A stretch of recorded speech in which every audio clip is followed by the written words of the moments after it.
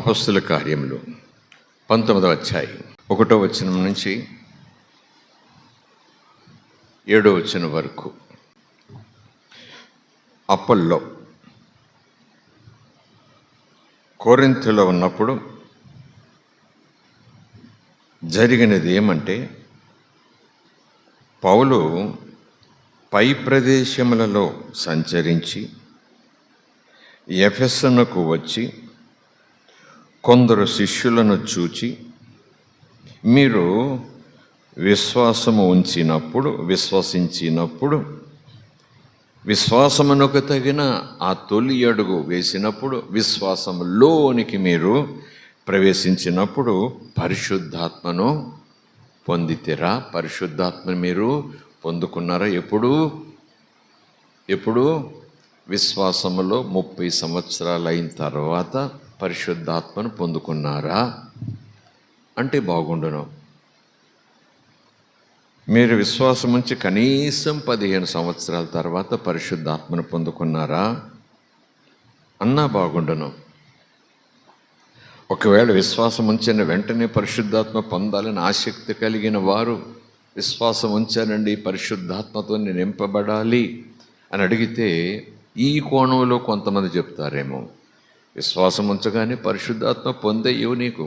No, కనీసం 20 సంవత్సరాలు ఉండాలి విశ్వాసం ఉన్నాక పరిశుద్ధాత్మ పొందాలంటే అనే బోధలు కూడా వచ్చే ఉంటాయి. పుస్తకాలు మీరు చదివి ఉంటారు, నేను చదివాను, అలాంటి బోధలు విన్నాను, నిజమని నమ్మాను.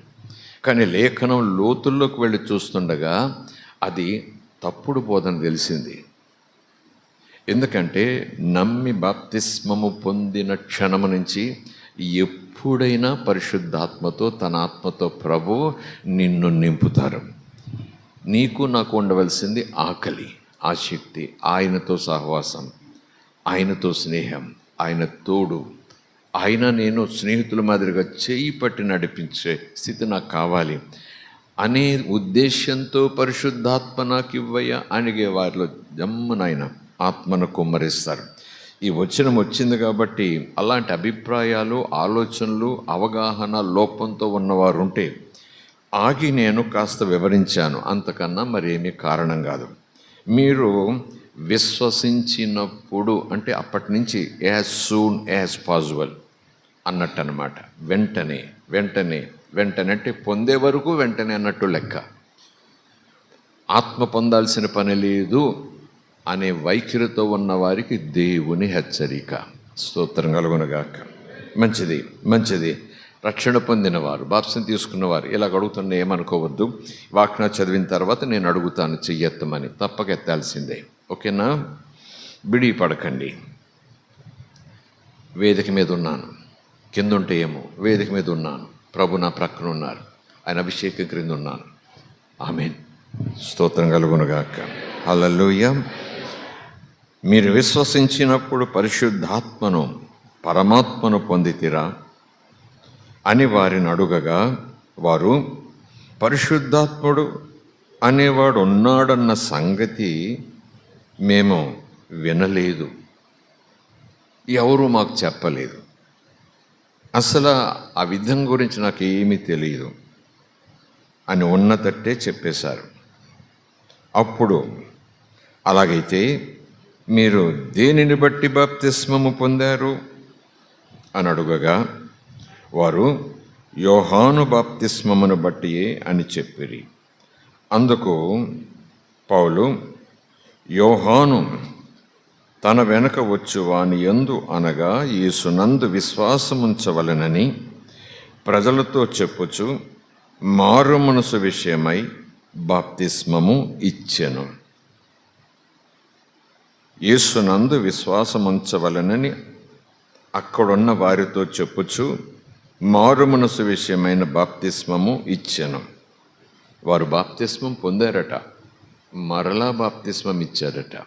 2 బాప్తిజాల, 2 దేవుళ్ళ, 2 ఆత్మల, దేవుడు ఒక్కడే, బాప్తిస్మము ఒక్కటే, ఆత్మ కూడా ఒక్కరే. లేఖనానుసారమైన బాప్తిస్మం కాకపోతే, రక్షణార్థమైన బాప్తిస్మం కాకపోతే దేవుడు ఒక ప్రణాళికతో ఆదేశించిన ఆ రీతి బాప్తిజం కాకపోతే మరలా ఆ బాప్తిజంలోకి వెళ్ళాల్సిందే. యేసు నామములో, తండ్రి కుమార పరిశుద్ధాత్మ నామములో మారు మనసు పొంది పాప క్షమాపణ నిమిత్తం క్రీస్తునందు విశ్వాసం ఉంచాను, క్రీస్తును ప్రభుగా అంగీకరించాను అనే దానికి రుజువుగా బాప్తిజం. వీళ్ళు యోహాను బాప్తిజం అంటున్నారు. కుదరదు అబ్బాయి అంటున్నాడు పౌలు. స్తోత్రం కలుగునుగాక. స్తోత్రం. కనుక ఈ విషయంలో కూడా మనము కాస్త ఆలోచన చేయాలి. అందుకు పౌలు, యోహాను తన వెనక వచ్చువాని యందు అనగా యేసునందు విశ్వాసముంచవలెనని ప్రజలతో చెప్పుచు మారు మనసు విషయమైన బాప్తిస్మమిచ్చెను అని చెప్పాను. వారు ఆ మాటలు విని ప్రభు అయిన యేసునామమున బాప్తిస్మము పొందిరి. తరువాత పౌలు వారి మీద చేతులుంచగా వారు పరిశుద్ధాత్మ పొందిరి. వారి మీదకి వచ్చెను. అప్పుడు వారు భాషలతో మాటలాడుటకును ప్రవచించుటకును మొదలుపెట్టిరి. వారందరూ ఇంచుమించు 12 పురుషులు. స్తోత్రం కలుగునుగాక. దేవునికి స్తోత్రం. సో ఈ విశ్వాసులు అప్పటితో అంతవరకు అవగాహన కనుక అదే అని అనుకున్నారు. వాళ్ళు తప్పేం లేదు. ఎందుకంటే వారికి ఈ వివరం చెప్పిన వారు లేరు కనుక వాళ్ళు తిరస్కరించిన స్థితితో కాదు, కానీ తెలియదు కనుక యోహాను బాప్తిజమే అంటూ అప్పటికే యేసు సువార్త ప్రకటిస్తున్నారు. యేసును గురించి బాప్తిజాలు ఇస్తున్నారు. చాలామంది అలాగను రక్షణ పొందుతున్నారు. చాలామంది మాంత్రికులు, జారులు, హంతకులు చాలామంది పశ్చాత్తాపడి ప్రభు క్షమాపణ కోరుతూ ప్రభు మార్గంలో వెళ్ళడానికి ఇష్టపడుతున్నారు. అయినా వీళ్ళకి అవగాహన ఏంటంటే యోహాను ప్రభు కన్నా ముందు వచ్చారు, యేసు యోహాను తర్వాత వచ్చారు. యోహాను ప్రభు కన్నా ముందు వచ్చారు కనుక ముందు బాప్తిజం మేము పొందాం. బహుశా అలాంటి ఆత్మీయ అవగాహన కావచ్చు. అలాగున్న వాళ్ళు తమను తాము సరిపెట్టుకుని పెద్దగా పట్టించుకొని ఉండకపోవచ్చు. కానీ యోహాను గారి బాప్తిజమే కావచ్చు, యోహాను గారి శిష్యులు ఆ పరిచర్య కొనసాగిస్తూ ఉంటే ఉండొచ్చు. అయితే ఈ లేఖనం ప్రకారం చూస్తే పౌలు చెప్తున్న మాట ఏంటంటే, మర్చిపోయారా యోహాను చేసిన బోధ? మీరెవరైతే గురువు గారు ఆ పెద్ద ఆయన యోహాను ఆయనే బిగినింగ్ అని చెప్తున్నారు కదా, మంచిదే. యేసు రానంత వరకు యేసు కూడా ఆయన ద్వారానే బాప్తిజం పొందారు అని లేఖనం ఉంది కనుక యేసు కన్నా గొప్పవాడని మీరు అనుకుంటున్నారు. యేసుకే బాప్తిజం ఇచ్చాడు. యేసు బాప్తిజం నో, అది సెకండ్ లెవెల్. యోహాను బాప్తిజము ఫస్ట్ లెవెల్. ఈ మాట చెబుతూ ఒక ఆలోచన మీ ముందు ఉంచుతాను. ఇలాంటి లేఖనానుసారము కానీ మన ఆధ్యాత్మిక అవగాహన ఆలోచనలతో మనం ఆత్మీయ స్థితులను లెక్క వేసుకోకూడదు. స్తోత్రం కలుగునుగాక. ఇది కూడా ఆత్మీయ లెక్కే కదా, సమంజసంగా ఉంది కదా, న్యాయబద్ధంగా ఉంది కదా, వినేవారికి అంతే కదండి. ముందు ఆయన తర్వాత ఈయన. ఆయన కన్నా ఈయన గొప్ప ఎలాగవుతారు? ఎందుకంటే ఈ యేసై యోహాను దగ్గర బాప్తిజం తీసుకున్నాడు కనుక ఎవరు గొప్ప అని ఆధ్యాత్మిక ఆలోచన చేస్తే యోహానే గొప్ప అని వచ్చేస్తుంది కదా. కనుక మనం అవగాహన చేసినట్టు కాదు, మనం అనుకున్నట్టు ఆత్మీయత కుదరదు. అది ఆత్మీయంగా ఉంటే ఉండొచ్చు, కనపడితే కనపడొచ్చు, వినబడితే వినబడొచ్చు.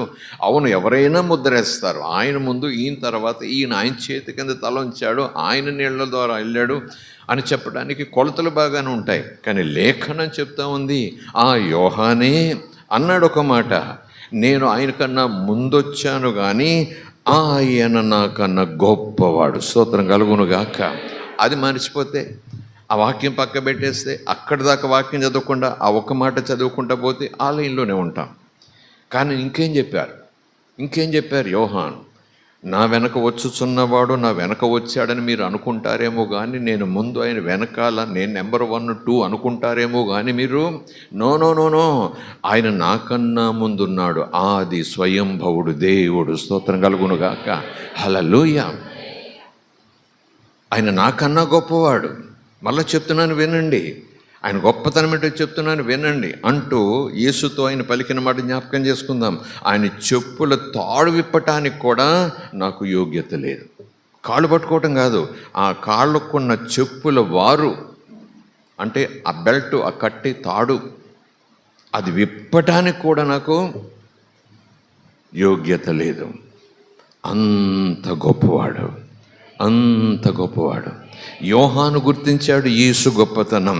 దేవుని సంఘమా, నీ కోసం ప్రాణం పెట్టిన యేసు గొప్పతనం నువ్వు గుర్తిస్తున్నావా? నీ కోసం శిలువ మీద వేళ్లాడి నీ పాపముల నిమిత్తం రక్తమును కార్చి తండ్రి చేతుల్లో నిన్ను పెట్టి నిత్య జీవాన్ని బహుమానంగా నీకు ఇచ్చి ఆ నిత్య జీవపు ఆనందాన్ని నువ్వు అనుభవించేలా చేస్తూ కాచి కాపాడుతూ కన్నీరు దుడుస్తూ ముందుకు సాగుతూ అన్నీ అడిగిన వెంటనే ఇస్తున్న దేవునిని, యేసును అంత గొప్పవానిగా నువ్వు భావిస్తున్నావా? అంత గొప్పవానిగా నువ్వు అసలు ఆయన లెక్క చేస్తున్నావా? ఆయన మాటను లెక్క చేస్తున్నావా? సమయం వచ్చింది కాబట్టి పరిశుద్ధాత్ముడే మాట్లాడుతున్నాడు. యోహాను కూడా సామాన్యమైన కుటుంబంలో పుట్టుండొచ్చు. తల్లిదండ్రులు ఇద్దరు బాగా ముసలివారు అయిన తర్వాత తండ్రి దేవుడు ఒక ప్రణాళిక చొప్పున ఆయనకు ముందు మార్గం సరళం చేయుటకు అరణ్యములో కేక వేయుట కొరకు పంపబడిన ఒక బోరుగా పంపి ఉండవచ్చు యోహానును. యోహాను ఎలిజబెత్ గర్భములో నెలలు నిండుతున్న బిడ్డగా ఉండగా పరిశుద్ధాత్మచేత అప్పటికే తాకబడి సిద్ధపరచబడుతున్న మరియా ఆమెను దర్శించటానికి గాబ్రియేలు దూత ద్వారా వెళ్ళు, ఆమెను కలువు అని చెప్పినప్పుడు అంత దూరంలో వాకిట్లో మరియా పేరు పెట్టి సంబంధం పెట్టి పిలిచింది, అత్త అన్నట్టుగా. ఎలిజబెత్ చూసింది, మామూలు పక్కన అమ్మ వచ్చేవా కాదు. అలా చూడగానే ఎలిజబెత్ కాదు ఆత్మవశురాలైపోయింది. మరియను చూడలేదు, మరియ మీద ఉన్న అభిషేకాన్ని చూస్తూ ఉంది. ఇంకా దగ్గరికి వచ్చింది. వాక్యంలో ఉంది, ఎలిజబెత్ కడుపులో యోహాను కదిలిపోయాడట. అమ్మమ్మో, కదిలి కాదు, ఇంక వేరే పదం వాడబడింది. అంతగా నేనంటాను పరిశుద్ధాత్మ చేత నింపబడిపోయాడేమో, పరిశుద్ధాత్మ చేత తాకబడిపోయాడేమో. స్తోత్రం కలుగునుగాక. హల్లెలూయా. దేవునామానికి స్తోత్రం. మ్యాగ్నెట్టు పక్కకు వస్తే పట్టాన్ని విడదీయలేమండి, అంతలాగున. స్తోత్రం కలుగునుగాక. హల్లెలూయా.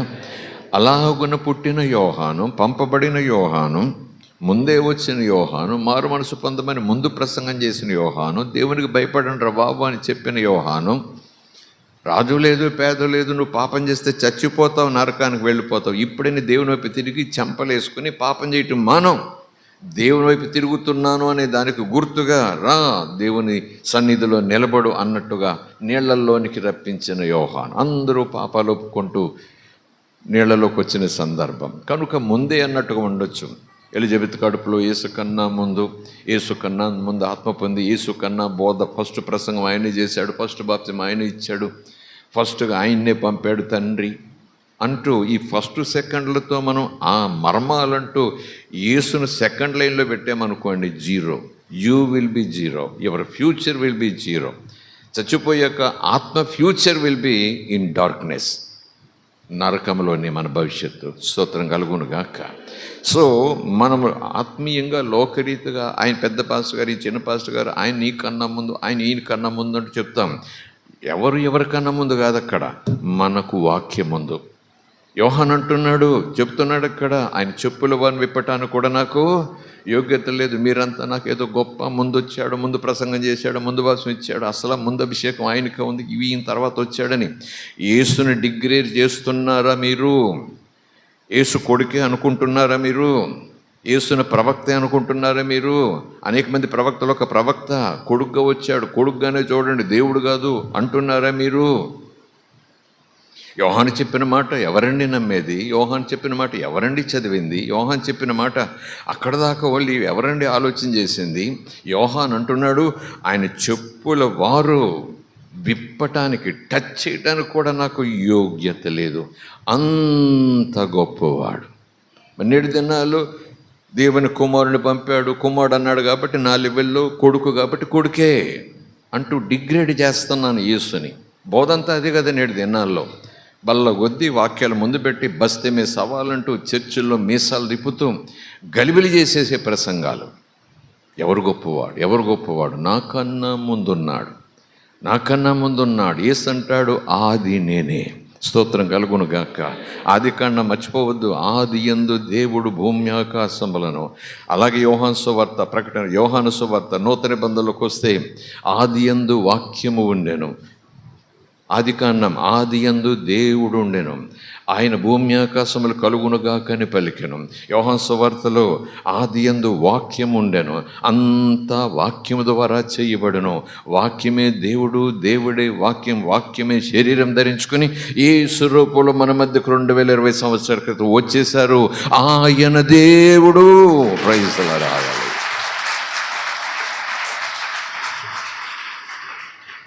ట్రైన్ జర్నీలో ఫస్ట్ సెకండ్ తరగతులు ఉంటాయేమో, చదువుల్లో ఫస్ట్ సెకండ్ తరగతులు ఉంటాయేమో, పదవుల్లో 1 2 3 4 తరగతులు ఉంటాయేమో, ధనాన్ని బట్టో, హోదాను బట్టో, కులాన్ని బట్టో పై కింద అని తరగతులు ఉంటాయేమో. కానీ యేసును మన శరీర సంబంధమైన బుద్ధితో, శరీర సంబంధమైన లోక జ్ఞానంతో యేసును సెకండ్ క్లాస్ సిటిజన్ గానో, సెకండ్ క్లాస్ దేవుడు గానో, మరేది మాటలు అనటం కూడా నాకు భయంగా ఉంది.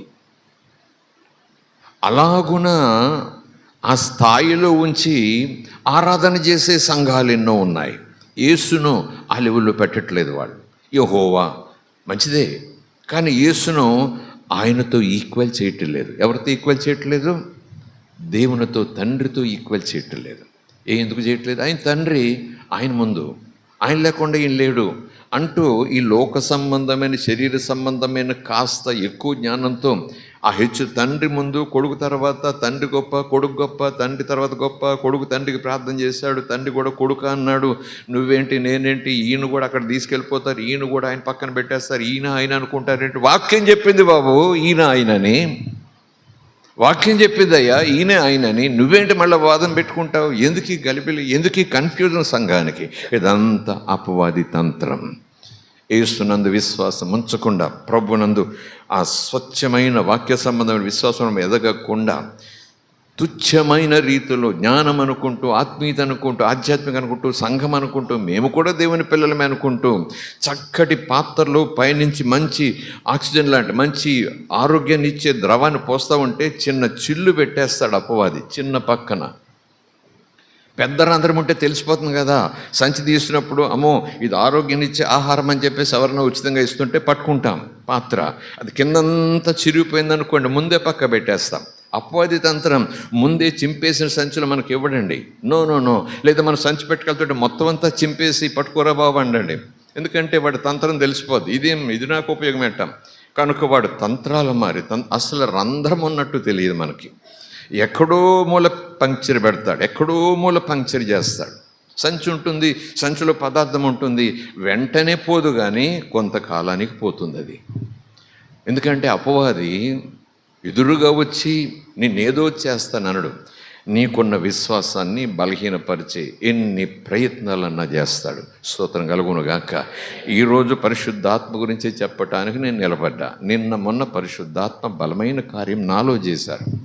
అనేక రీతిలుగా నాతో మాట్లాడారు, లోతుల్లోకి నన్ను తీసుకెళ్ళిపోయారు.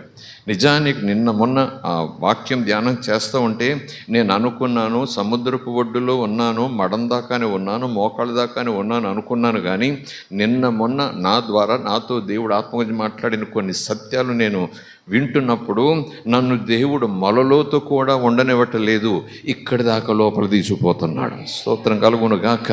భుజాల దాకా నన్ను లోపల తీసుకెళ్ళిపోతున్నాడు.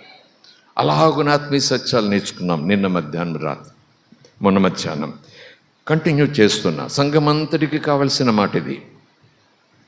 నిన్న క్లాసు కాదు, మొన్న క్లాసు కాదు, అందరికీ మరలా అర్థం చేసుకునే మాటగా కొన్ని మాటలు మీ ముందుకు తీసుకొచ్చాను. కనుక పునాది వేస్తున్నాను. ఎవరు గొప్ప? స్తోత్రం కలుగును గాక. హల్లెలూయా. సో అలాగున యోహాన్ అన్నాడు, వాని చెప్పుల వారు విప్పడానికి కూడా నాకు యోగ్యత లేదు అని వదిలిపెట్టలేదు. అంతేకాదు, నేనైతే మీకు నీళ్లల్లో బాప్తిసం ఇచ్చుచున్నాను. ఆయన స్పెషాలిటీ ఎంతో చెప్తాను వినండి అంటున్నాడు యోహాన్. ఈరోజు ఆయన స్పెషాలిటీ ఏంటో చెప్తాను. నేనైతే నీళ్లలో మీకు బాప్తిసం ఇచ్చుచున్నాను. ఆయన నీళ్లల్లో బాప్తిసం ఇవ్వడు, పరిశుద్ధాత్మలో అగ్నితో మీకు బాప్తిజం ఇచ్చే స్పెషల్ పర్సన్ ఆయనే. స్తోత్రం కలుగునుగాక. హల్లెలూయా. ఈ బాప్తిజం పొందావా అంటే ఆ పెద్ద పాస్టర్ గారు ఇచ్చారు, ఆ రెవరెండ్ గారు ఇచ్చారు, అపోస్తలుడు ఇచ్చారు, ఆ పెద్ద ఆయన ఇచ్చాడు, 1000 సంఘాలు కట్టిన పలానా ఆయన ఇచ్చారు. అబ్బో, ఇండియా దేశాన్ని తలకొందులు చేసిన తోమా గారి దగ్గర నేను బాప్తిజం తీసుకున్నాను అంటే లేఖనే చెప్తుంది యోహాను మాదిరిగా గొప్పవాడు కావచ్చు, 10,000 సంఘాలు కట్టినవాడు కావచ్చు. ఇదిగో వీళ్ళందరూ నేను ఎవరైనా నీటి బాప్తిస్మం ఇవ్వగలం, నీళ్లల్లో బాప్తిజమము ఇవ్వగలం నమ్మిన వారికి. ప్రభు యొక్క లేఖనం చొప్పున మీరు సర్వలోకానికి వెళ్ళి సువార్త ప్రకటించండి. నమ్మిన వారికి, విశ్వాసం ఉంచిన వారికి రుజువుగా, ముద్రగా ఏం చేయాలట? వారికి తండ్రి యొక్కయు కుమారుని యొక్కయు పరిశుద్ధాత్మ యొక్కయు నామములో బాప్తిస్మం ఇవ్వండి. సో నమ్మేవాడు వ్యక్తి, నమ్మటానికి వ్యక్తికి సువార్త చెప్పేవాడు వ్యక్తి, హ్యూమన్ అన్నమాట, మానవుడు, ఒక వ్యక్తి. నమ్మిన తర్వాత నాకు బాప్తిజం కావాలి అని ముందుకొచ్చేవాడు ఆ వ్యక్తి. ఆయన ఇవ్వాలి అని నేను అనటానికి లేదు. దేవుడు పెట్టిన ఆ లైన్ ఏంటంటే, మీరు ప్రకటించిన తర్వాత, మీరు పంపబడిన వారైతే, మీరు అధికారం పొందిన వారైతే, మీరు శిష్యులుగా ఏర్పరపడిన వారైతే, నమ్మిన వారికి మీరు బాప్తిస్మము ఇవ్వండి, మీరు ఇవ్వండి. యోహాన్ చెప్తున్నాడు, అలాగున ప్రపంచంలో రక్షణ పొందిన ఈ ప్రత్యేక సన్నివేశంలో ఎంతోమంది గొప్పవారు కూడా ఇచ్చుండొచ్చు, మహాఘనులు కూడా ఇచ్చుండొచ్చు. కానీ యోహాన్ చెప్పిన మాట మరలా ఈ మధ్యాహ్నం లేదా ఈ ఉదయం మీతో చెప్తున్నాను. ఏమనంటే, ఈయన గొప్పతనం కేవలము వెనక రావటం వల్ల తక్కువ గొప్పోడైపోలేదు. నా వెనకాల వచ్చినందువల్ల, నా దగ్గరికి నీళ్లలోకి వచ్చినందువల్ల మీరంతా తక్కువ అంచనా వేస్తున్నారు యేసుని. ఒకరోజు ఒకవేళ దేవుని చిత్తమైతే శిరచ్ఛేదం చేయబడినటువంటి యోహాను శిరస్సు అయితే, ఆ హేరోదు చక్రవర్తి శిరస్సు అయితే కత్తిరించేశాడు. కూతురు డ్యాన్స్ చూసి ఏం కావాలని అడిగితే అర్ధరాజ్యం అడిగిన ఇచ్చేద్దాం అనుకున్నాడు, రాజ్యం అడిగిన ఇచ్చేద్దాం అనుకున్నాడు. ఆ యోహాను తల కావాలని అడిగింది ఆ పిల్ల, పిచ్చిది. అది కూడా ఎవరిచ్చారు సలహా? నాన్న ఏమడిగితే అది ఇస్తానంటున్నాడని తల్లి దగ్గరికి వెళ్తే ఆమె ఇచ్చిన సలహా ఏంటి చెప్పండి? యోహాను తల అప్పటికే చెరసాల్లో ఉన్నాడు. ఎందుకంటే పాపాన్ని పాపంగా ఖండిస్తున్నాడు. దేవుని పట్ల భయం పెరిగేలాగున రాజు లేదు, పేద లేదు, నాకు దేవుడు మాట అంతే అని నిప్పులాగా నిలబడుతున్నాడు. కనుక హేరోదు భార్య, హేరోదు యొక్క సహోదరుని భార్యట, ఆ సహోదరుని చంపి ఆమెను భార్యగా చేసుకున్నాడు. ఈ యోహాను, ఆయనకేం భయం? ఆత్మచేత నింపబడ్డాడు గనక నువ్వు చేస్తున్నది తప్పు, ఆపు అన్నాడంతే. రాజు దగ్గరికి వెళ్ళి వీధిలో నిలబడి మరీ చెప్పాడు, రాజా నువ్వు చేస్తున్నది మహాపాపం, ఆపో అన్నాడు. అదే చెప్తున్నాడు. రాజు పెద్దగా పట్టించుకోలేదు, కానీ ఆమెకు కంట్లో నలకలా తయారయ్యాడు. వీడిని వదిలించుకోవాలనుకుంది.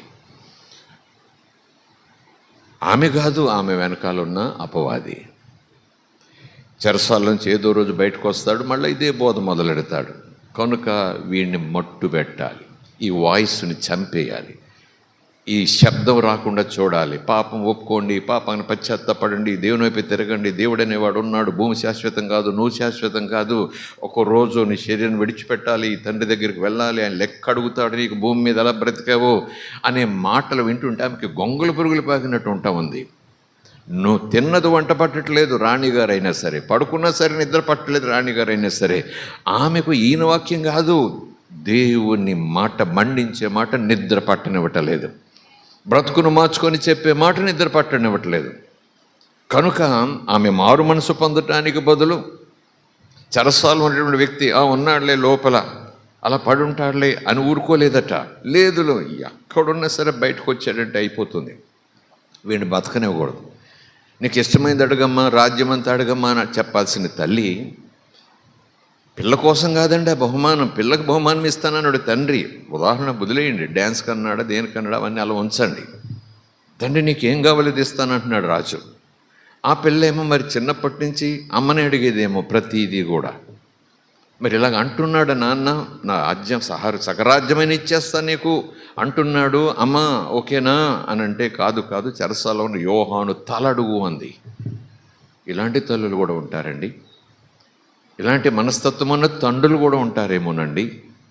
పాపం చేసేవాడికి పాపమునందు ఆనందించేవాడికి, పాపం అంటే భయం లేని వాడికి, ఆ పాపం విషయంలో ఒక రోజు లెక్క అప్పచెప్పాలి అనే ధ్యాస లేని వాడికి, నా బ్రతుకు నా ఇష్టం, నేను చస్తే చేస్తాను, నరకాన్ని పోతే పోతానంటూ నరకపు మాటలు కూడా చెప్పుతూ విచ్చలవిడిగా జీవించేవానికి, అయ్యో అయ్యో అయ్యో నీ కోసం ప్రాణం పెట్టిన మహాదేవుడు ఉన్నాడని దండం పెట్టి కన్నీళ్లతో వీధుల్లో నిలబడి సువార్త చెప్పేవాడు ఇలాగే కనిపిస్తాడు. ఆమెకు చెరసాల్లో ఉన్నటువంటి యోహాను ఎలా కనిపించాడో నేటి దినాల్లో సత్యం చెబుతూ వీధుల్లో నిలబడి దేవుని ప్రేమను ప్రకటించే వారికి లోకం అంటే హేరోదు భార్య, లోకానికి అంతే కసి.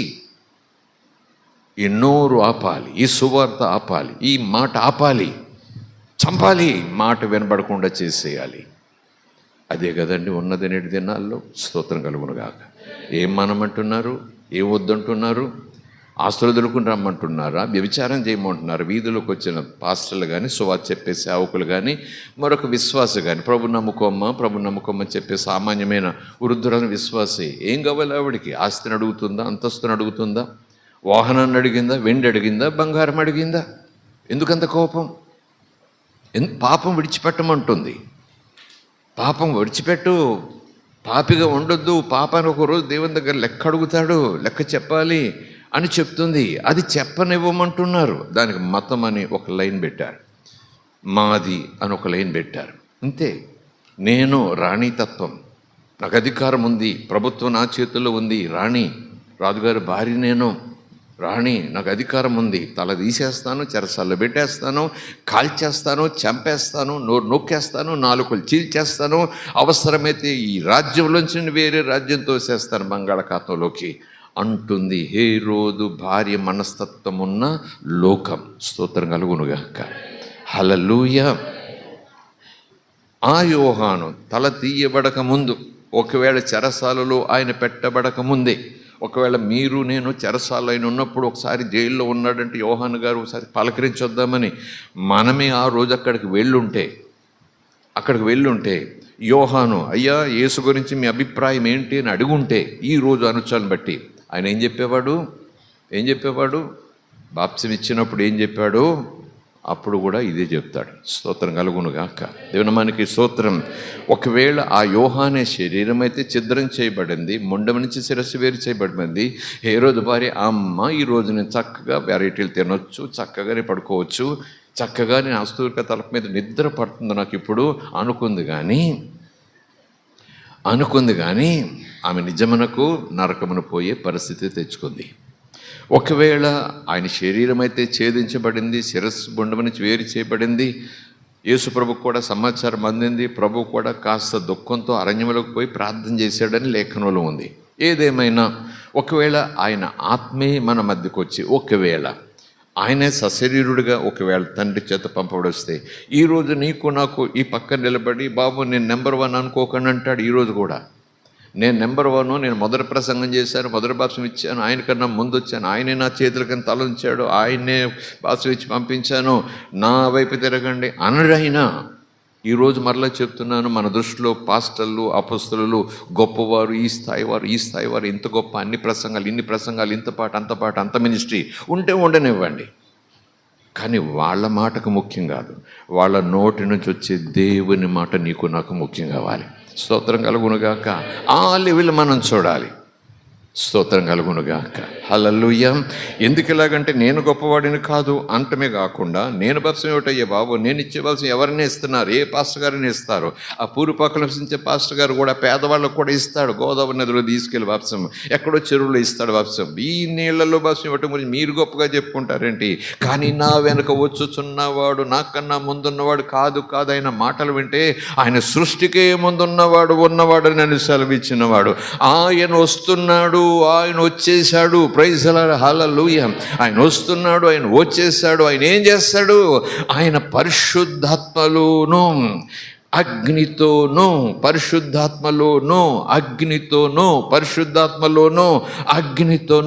చచ్చిపోయాక కాదు, మీరు బ్రతికుండగానే నీళ్ల బాప్తిసం అయిన తర్వాత ఆయన 2 బాప్తిసాలు ఇస్తాడు. ఆ 2 అనుభవాలు మీకు ఇస్తాడు. ఇచ్చేది ఆయన. స్తోత్రం కలుగునుగాక. హల్లెలూయా. అంటే ఏదో సీక్వెన్స్ ఉంది. ఏదో సీక్వెన్స్ ఉంది, ముందు వెనక ఏమో తెలియదు, కానీ నేనైతే నీళ్లు బాప్తిస్మము పొందేవాడు ఇచ్చేవాడు అన్నట్టు, ముంచేవాడు మునిగేవాడు అన్నట్టు ఉండనివ్వండి అలాగా. కానీ మరేదో సీక్వెన్స్ ఉందట, అది యోహానే చెప్తున్నాడట. ఏమని? నేనైతే ఇదిగో ఈ బాప్తిస్మం, కానీ మరొక బాప్తిస్మం ఉంది. అది బాప్తిస్మం అంటున్నాను కానీ నో నో నో, యేసయ్యే తన ఆత్మను నీలో నింపేస్తాడు. యేసయ్యే నిన్ను తనలో అలా పూర్తిగా నింపేసుకుంటాడు అన్నట్టు. స్తోత్రం కలుగునుగాక. పోనీ పరిశుద్ధాత్మ అని వదిలేశారా? పరిశుద్ధాత్మతోనూ అగ్నితోనూ, పరిశుద్ధాత్మలోనూ అగ్నితోనూ ఆయన మీకు, ఎవరికి సేవ చేసే వాళ్ళకి ఇస్తాడు. వాళ్ళకి అవసరం 2 బాప్తిసాలు. మీరు మామూలు బాప్తిసం పొందండి, మూల కూర్చుని కాసేపు వాక్యం చెప్పుకుంటే హల్లెలూయా అని కాసేపు కానుకలు ఇచ్చి వెళ్ళిపోండి. నో వే.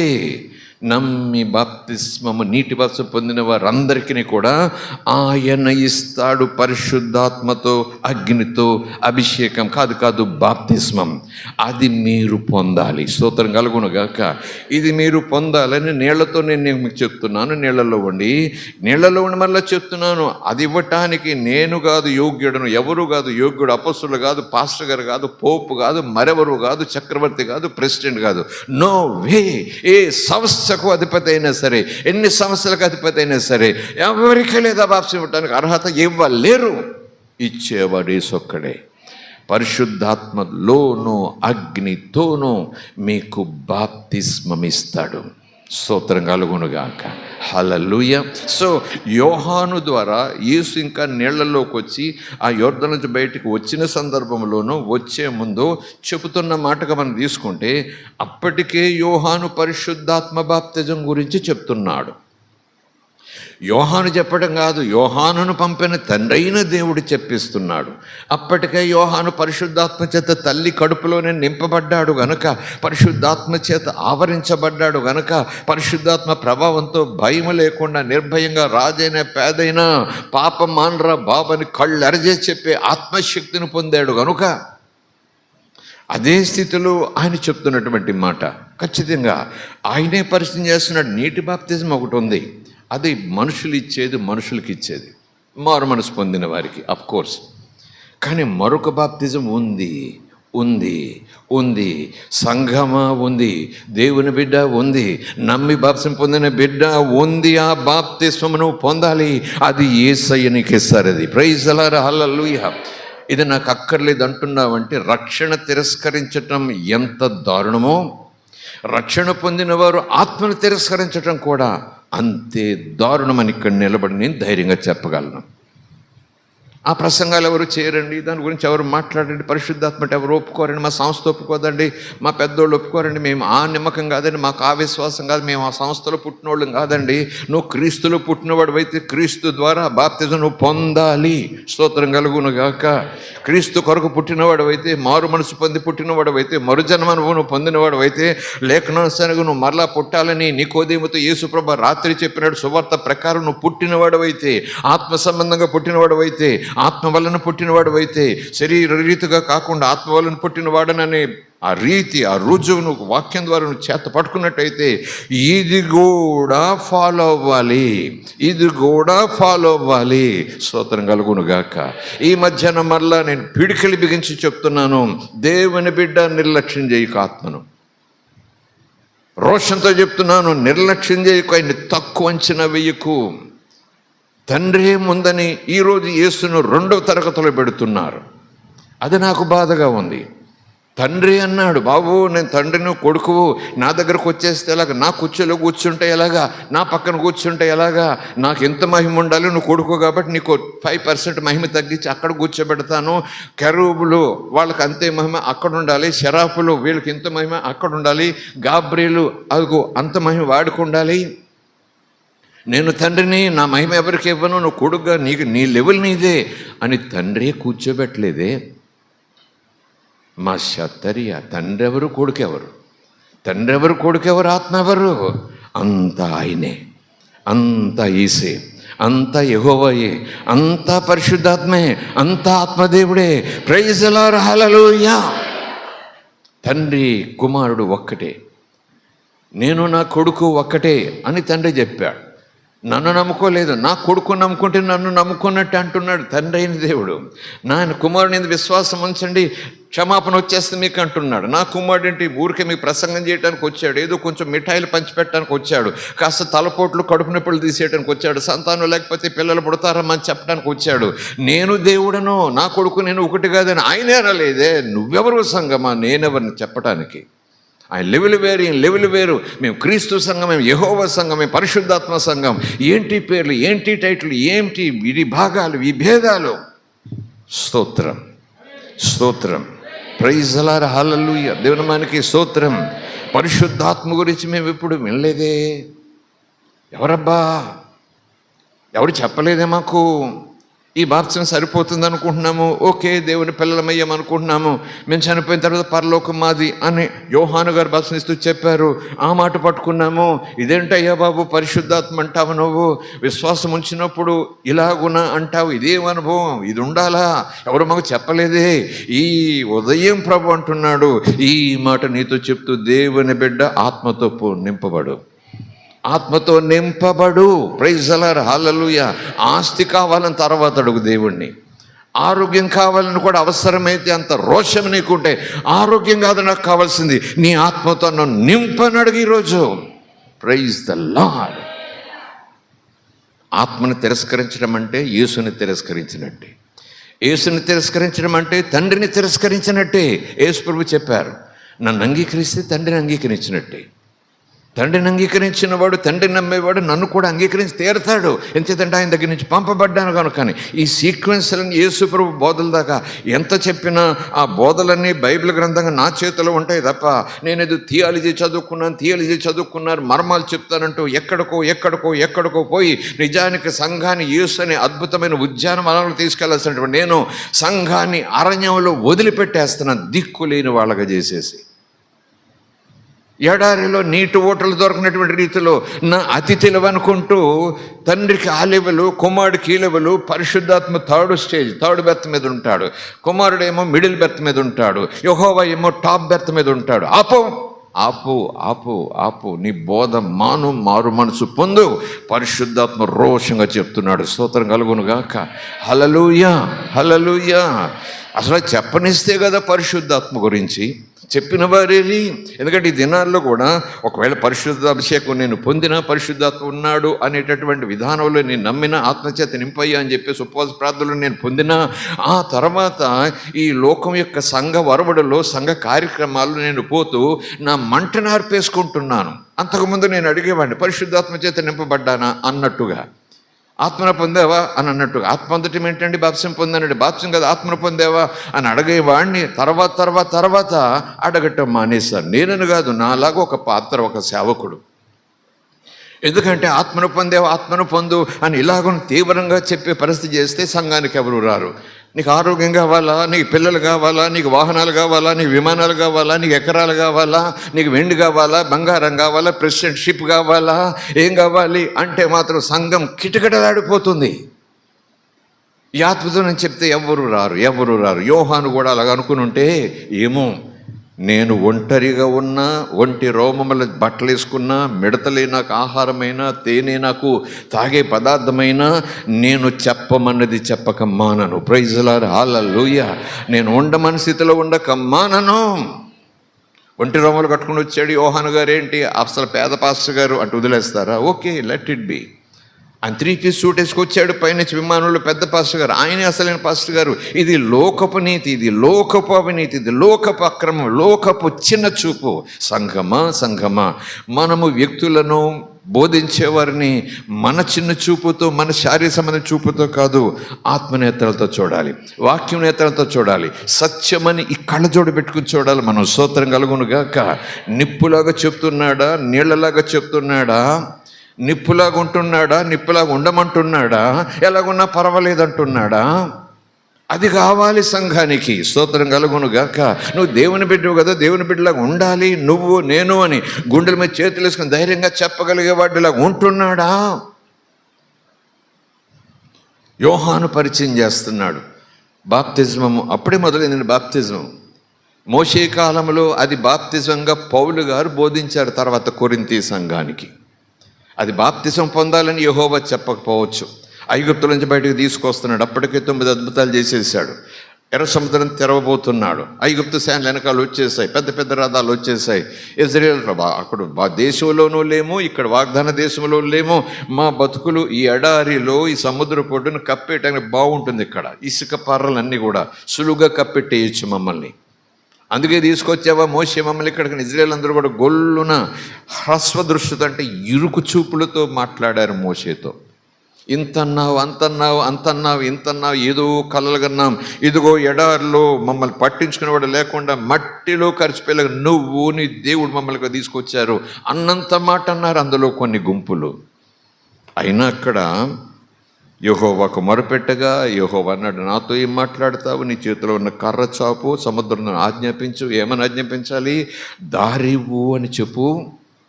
మోషే మర్డర్ చేసినాడు, దారివ్వు అని చెప్పుని యెహోవా అంటే కర్ర చాపి దారివ్వు అన్నాడు. అంతే, సముద్రం 2 పాయలు అయిపోయింది.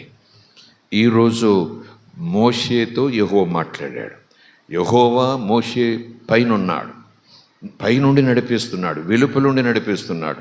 ఇప్పుడు మోషే కన్నా నీవు గొప్పవాడివి అని నేనంట. ఆయన నమ్మకస్తుడు, యథార్థవంతుడు, ఐగుప్తు సైన్యాలను తప్పించినవాడు, దేవుని చేత పిలువబడినవాడు. Okay, let it B.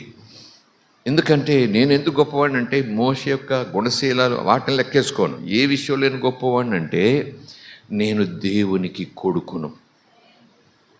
ఈ మోషే యేసు రక్తం కింద లేడు, యేసుతో ఉన్నాడు, యేసు లాంటి దేవునితో ఉన్నాడు, యేసు దేవుళ్ళు ఉన్నాడు, దేవుళ్ళు యేసు ఉన్నాడు. ఆ యెహోవాయే మోషే నడిపించాడు. మోషేను దేవుడు వెలుపలుండి నడిపించాడు, పైనుండి నడిపించాడు. నీవు నేను నీతో అన్నాడు. ఇప్పుడు నేను ఎందుకు గొప్పవాడిని అంటే ఆ దేవుని ఆత్మ నాలోకి వస్తున్నాడు. ఆ రోజు మోషేను నాకు ఒక గుడారం నిర్మించు, నేను ప్రత్యక్షమవుతాను అన్నాడు. ఈరోజు దేవుడు నిన్ను నన్ను గుడారం పెట్టు నీ ఇంట్లో అంటలేదు, నువ్వే నాకు మందిరం, నువ్వే నాకు గుడారం అంటున్నాడు. ఎంత గొప్పదనం! ప్రైజ్ అలారా, హల్లెలూయా! అంత గొప్ప స్థితికి నిన్ను తీసుకొస్తుంటే పాపంలో కొట్టి, పాపం చేసి, పాపం మాట్లాడుతూ, పాపం చేయటం ఆనందిస్తూ, ఇదేం పెద్ద తప్పులే అనుకుంటూ కాలర్ మెచ్చి వేసుకుని తిరిగినటువంటి నిన్ను నన్ను పాపం నుంచి విడిపించి పరిశుద్ధపరిచి మందిరంలో పడి ఏడువు, మందిరంలో పడి ఉండు, మందిరంలో ఉంటే నేను నీకు రక్షణ చెప్పలేదే, నువ్వే నాకు మందిరం అయిపోవాలి, నేను నీలోకి వచ్చేస్తాను అని నిన్నంత గొప్ప స్థితికి ఆయన తీసుకొస్తే ఆయనకు కానీ, ఆయన మాటకు కానీ, ఆయన ఆజ్ఞకు కానీ, ఆయన ఆదేశానికి కానీ సంగమా నువ్వు నేను ఎంత విలువిస్తున్నాం? కమాన్, ఎంత విలువిస్తున్నాం? ఒకవేళ ఆయనకు కానీ, ఆయన మాటకు కానీ, ఆయన నడిపింపు కానీ అస్సలు విలువివ్వని భక్తి నేను చేస్తే నేను క్రీస్తు భక్తి కాదు, మత భక్తి చేస్తున్నాను. నేను క్రైస్తవ మత భక్తి చేస్తున్నా. మారు మనసు పొందిన భక్తి కాదు, అది శరీర సంబంధమైన ధూపదీప నైవేద్యాలు వేసే భక్తి. ఇందులో కూడా మొదలు పెడుతున్నా. ఈ మధ్యాహ్నం నీకు చెబుతూ, మీకు చెబుతూ, నాకు నేను బోధ చేసుకుంటూ మాట్లాడుతున్నాను. స్తోత్రం కలుగును గాక. ఆయన నన్ను ఇంత గొప్పవానిగా చేశాడు. ఆయన మాటను అంత గొప్పగానే స్వీకరిస్తాను. ఆయననే నా బ్రతుకులో అంత గొప్ప స్థితిలో కూర్చోబెడతా. స్తోత్రం కలుగును గాక. హల్లెలూయా. ఉదాహరణకు యేసు నా ఇంటికి వచ్చాడు అనుకుందాం, జక్క ఇంటికి వచ్చినట్టుగా. ఆయన నేను కలుసుకుని హాల్లో కూర్చొని చక్కగా మాట్లాడుకుంటున్నాం. నాకెంత భాగ్యం అంటున్నాను. కళ్ళలో నీతులుతాయి, ఓహోహో ఓహోహో అనుకుంటూ గడగడ వణుకుపోతూ, అయ్యో అయ్యో నాకెంత దయచేసావు, ఎంత ఇచ్చావయ్యా, నా ఇంటికి వచ్చేసావయ్యా, అయ్యో నా ఇల్లు బంగారం చేసేసావు, నా ఇల్లు వెలుగు నింపేసావు అంటూ మాట్లాడేస్తూ తన్మయం చేసేస్తూ అక్కడి నుంచి లేవటానికి కూడా నాకు అభ్యంతరకరంగా ఉంది. యేసు వెళ్లకుండా ఉంటే బాగుండు నా ఇంట్లోంచి అన్నట్టుగా ఉంది. అప్పుడు ఎవరో బంధువు వచ్చాడు, మేనమామో మేనత్తో లోకరీతి మాట్లాడుతున్నాను ఈరోజు. అక్కడైతే యేసు వచ్చాడు, కానీ ఇప్పుడు వాక్యం అనాలి. ఎవరో మేనత్తో మేనలుడు బంధువు స్నేహితుడు వచ్చి రే బాబు రే అన్నారు, అంతే. యేసు ఇక్కడే ఉండు, నాకు ముఖ్యం వాళ్ళు. స్తోత్రం. మరికొన్ని క్రైస్తవ కుటుంబాల్లో యేసు కాసేపు నువ్వు బయట ఉండు, ఆ లోపల రావాలి. వాళ్ళకు నువ్వంటే ఇష్టం లేదు, నాకు ఇష్టమే. ఏం చెప్పు మరి, నువ్వు కాసేపు ఆ వెనకాల పెరట్లో ఆ మూల వెళ్ళిపోకే. ఎందుకంటే నాకు వరాలు ఇచ్చేవాడు నువ్వు బాబోయ్. ఏమంటే అగ్నిమాపక దళంలాగా, ఆపదల మాపల దళంలాగా. దెయ్యాలు పట్టకూడదు, సోదలు రాకూడదు, వ్యాధులు రాకూడదు, అప్పులు అవ్వకూడదు, అమ్మమ్మ వెళ్ళిపోకు, పెరట్లో ఉండు, అక్కడ ఉండు. వీళ్ళు వెళ్ళిపోగానే, వీళ్ళ ఆతిథ్యం అయిపోగానే అప్పుడు మళ్ళీ నువ్వు లోపలికి వచ్చేది, కానీ మళ్ళీ నేను కుర్చీలో కూర్చోబెడతా. ఇది నిజానికి డ్రామాటికల్గా ఉన్న ఆ వైఖరి, అది అస్సలైన విశ్వాసం కాదు. ప్రభుని అక్కడ కూర్చోబెట్టి వాళ్ళకు అవసరమైతే ఇంకో కుర్చీ వేసి కూర్చోబెట్టగలగాలి. దమ్ముంటే ఆయనకు ప్రభువును పరిచయం చేయండి, ఆయనకు ప్రభువును పరిచయం చేయండి, ప్రభువును వాళ్ళకు పరిచయం చేయండి. స్తోత్రం కలుగునుగాక. ఇదిగో నాకు స్నేహితుడు, నా ఇంటిని వెలిగించినవాడు, నా ఇంటికి దీపం పెట్టినవాడు, నా బ్రతుకు దీపం పెట్టినవాడు, నాకు ఆయుష్కాలాన్ని ఇచ్చినవాడు, నాకు ఆరోగ్యం ఇచ్చినవాడు, నా బ్రతుకు బాగుండాలని ప్రణాళిక వేసి ఆ విషయాలన్నీ చెప్పడానికి వచ్చాడు. నన్ను విడిచిపోలేనంటున్నాడు, నీ ఇంట్లో ఉంటాను అంటుంటే ఉండవయ్యా అన్నాను కనుక ఇదిగో ఈయన్ని కూడా మీరు ఇంటికి తీసుకెళ్ళండి, మీ బతుకులు బాగవుతాయని చెప్పగలిగిన దమ్ము సంఘానికి ఉండాలి. అదే సంఘం, అదే జీవమగల సంఘం. లేకపోతే మిగిలినంతా కూడా మత సంఘాలే. బంధువులు వచ్చినప్పుడు బంధువులు ముఖ్యం, నాకు ఏసు మూలు పెట్టేస్తాం, బయట వదిలేస్తాం, ఆ గేటు దగ్గర ఉండి బాబు కాసేపు. ఆవిడ వెళ్ళిపోగానే ఆరాధన. ఈరోజు ప్రభు ఏడుస్తాడు అనే మాటలు చెప్పను కానీ, సంఘమా నీవు నేను ఏలివిల్లు ఉన్నాం, ఎన్ని వేషాలు వేస్తున్నాం, ఎన్ని జిమ్మిక్కులు చేస్తున్నాం ప్రభు కోసం, ఎన్ని రకాల బ్యాలెన్సులు చేస్తున్నాం. సర్కస్సులో మరి ఎలాగైతే వాళ్ళు 3 తాళ్ళ మీద, ఒంటి కాళ్ళ మీద, కళ్ళకు గంతలు కట్టుకుని ఎలా మరి సర్కస్ చేస్తారో తెలియదు కానీ పడిపోకుండా, అమ్మో ఎలాగో అని మనం ఏదో కింద టెన్షన్ పడిపోతాం. గ్యాలరీలో కూర్చుని తాడు మీదమ్మా, ఒంటి కాళ్ళ మీదమ్మా, 2 చేతులు వదిలేసమ్మా, కళ్ళకు గంతలు కొట్టుకున్నమ్మా, నెత్తి మీద 3 పిల్లలు కూర్చుకున్నప్పుడమ్మా, అమ్మ ఎంత బ్యాలెన్స్ చేస్తున్నాడు, అమ్మమ్మో అది బ్యాలెన్స్ అంటే, అది సర్కస్ అంటే. ఆ సర్కస్ డబ్బులు తెచ్చిపెట్టొచ్చేమో కానీ కాసేపు లోకంలో, కాసేపు ప్రభు ఇక్కడ లోకం, నేను ఇక్కడ, వీళ్ళని పోగొట్టుకోకూడదు, ఈయన్ని పోగొట్టుకూడదు. సర్కస్ చేసుకోవద్దు ఆత్మీయతను. సర్కస్ మాదిరిగా చెయ్యొద్దు నువ్వు భక్తిని. ఈరోజు నువ్వు నేను రోషం ఉంటే, దేవుడు నీ కోసం నా కోసం ఏం చేశాడు, గుండెల నిండా కృతజ్ఞతలు నింపుకొని ఉంటే సర్కస్ జీవితం మానాలి. అయితే అవును, లేకపోతే కాదను. స్తోత్రం కలుగును గాక. హల్లెలూయా. సంతోషంగా ఉంటే దేవుని స్తోత్రం చెబుదాం. Glory be to God. Hallelujah. అలాగని వాళ్ళు తిరస్కరించమని కాదు, అలాగని బంధువర్గాన్ని దూరం చేసుకోమని కాదు. వాళ్ళ కోసం ఈయనను చాప మీద కూర్చోపెట్టద్దు, వాళ్ళ కోసం ఈయన ఎక్కడో పెరట్లో కూర్చోపెట్టద్దు. నోవే. మళ్ళీ వాళ్ళు వెళ్ళిపోయిన తర్వాత ఇంత ముఖం పెట్టుకుని ప్రేమ కుమ్మరించొద్దు. ఈ దౌర్భాగ్యపు నటనలు వద్దు. మనలో ఎవరున్నాడో, మనతో ఎవరున్నారో, మనం ఎవరి సంబంధమో, మనం ఎవరితో సంబంధం పెట్టుకున్నామో, ఎక్కడికి వెళ్ళబోతున్నాం, మనతో ఎవరుండి ఏం చేయబోతున్నాడు, ఏం చేస్తానన్నాడో అది పోసకొచ్చినట్లు చెప్పగలిగిన, కొంచెమైనా చెప్పగలిగిన ధైర్యం నీకు నాకు ఉండాలి. అది దేవుని నిజమైన శరీరం. స్తోత్రం కలుగునుగాక. మాకెవరూ చెప్పలేదయ్యా, యోహాను చెప్పాడు. నా వెనక వచ్చుచున్నవాడు నాకన్నా గొప్పవాడు, ఇది నేనిచ్చే బాప్తిజం, సంఘం ఇచ్చే బాప్తిజం, మత్తయి సువార్తలు చెప్పినట్టుగా అన్నట్టు అవి ఉన్నాయి. ఎవరిని ఇస్తారు? కానీ ఆయన నీకు పరిశుద్ధాత్మలో బాప్తిస్మము ఇస్తారు. అది కూడా అవసరం. స్తోత్రం కలుగును గాక. దేవునామానికి స్తోత్రం. Hallelujah. Praise the lord. Hallelujah. పేతురు సువార్త ప్రకటించాడు, బజార్లో ప్రకటించాడు. దాదాపు చాలామంది, అయ్యా మాకు ఈ పాపంలో ఉన్నా, మాకు ఈ రక్షణ కావాలి, ఎలాగా అనంటే, మీరు మారు మనసు పొందామండి, మేము దేవుని వైపు తిరుగుతామండి, పాపం విడిచిపెడతామండి, మాకు క్షమాపణ కావాలండి, మా హృదయాలు శుద్ధి అయిపోవాలండి, ఈ రోజు నేను చచ్చిపోతే దేవుని దగ్గర ఉండాలండి బాబు అన్నట్టుగా ఏం చేయమంటారు, ఏం చేయాలి అనంటే, మారు మనసు పొంది పాప క్షమాపణ నిమిత్తము మీరు బాప్తిస్మము పొందండి అని. ఒకవేళ యోహాను మాదిరిగా బాప్తిస్మం పొంది సంఘంలో చేరండి, ఒక చోట కూర్చొని ప్రార్థన చేసుకోండి, ఆ సమాచారం కూడా ఇవ్వగలిగిన వాడే. కానీ బజార్లో ఇంకా అవన్నీ చెప్పే అవకాశం ఉందో లేదో ఏమో నాకు తెలియదు, కానీ రక్షణ పొందండి, పాప క్షమాపణ పొందండి, బాప్తిజం పొందండి అని చెప్పి ఆ వేగంలోనే మరొక మాట మాత్రం విడిచిపెట్టలేదు. ఏ మాట అది? అప్పుడు మీరు పరిశుద్ధాత్మను వరముగా పొందుకుంటారు. ఆయన కూడా పరిశుద్ధాత్మ గురించి మాట్లాడతారు. స్తోత్రం కలుగునుగాక. హల్లెలూయా. ఈ మాటలన్నీ నేను ఎందుకు చెప్తున్నానంటే, మీరు పరిశుద్ధాత్మ నిర్లక్ష్యం చేశారని కాదు, పరిశుద్ధాత్మ గురించి నింపబడాలని ఆసక్తి లేకుండా పోయిందని కాదు, అసలు మీరు పరిశుద్ధాత్మ చేత పట్టించుకోవటం లేదు. ఎందుకు దేవుని యొక్క వరాన్ని కాలదనుకుంటున్నారు, మీరు అసలు రక్షింపబడనే లేదు అని చెప్పే ప్రసంగం చేయటం లేదు. కానీ ఈరోజు మళ్ళీ చెప్తున్నాను, ఆ శక్తిని చంపేసుకోకండి, ఆత్మచేత నింపబడండి. అందరూ ఆత్మచేత నింపబడాలి. అందరూ ఆత్మవశ్యంలోకి వెళ్ళాలి. అందరూ పరమాత్మని శక్తితో ఈ భూమి మీద బ్రతకాలి.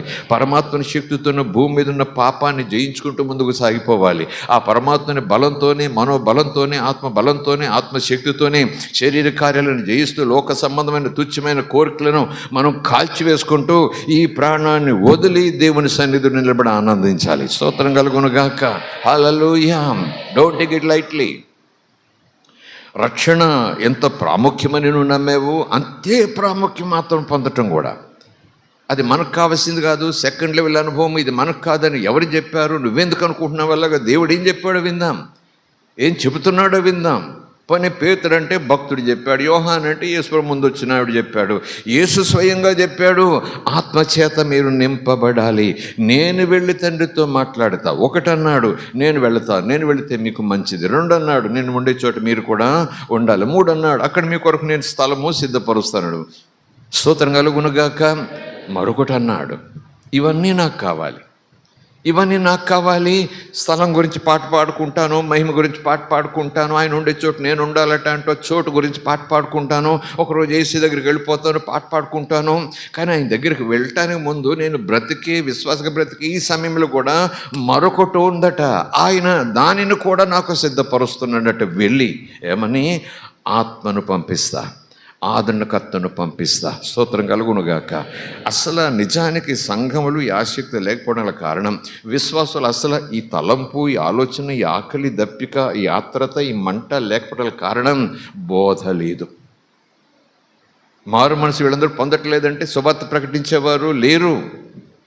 కోతెంతో విస్తారం అన్నట్టుగా సంఘాలంతే పెరిగిపోతున్నాయి. 1000, 10,000. ఆత్మ గురించి చెప్పేవారు లేరు, ఆత్మానుభవంలో ఉండాలని చెప్పేవారు లేరు.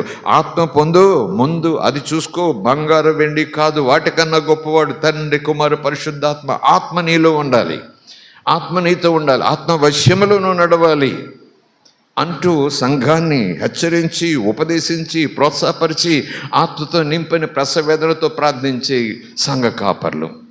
ఆయనకే అనుభవం ఉండదు, ఆయనేం చెప్తారు? నాకే అనుభవం ఉండదు, నేనేం చెప్తాను? నేను పుట్టింది ఆ సంఘంలో, ఆ థియాలజీలో.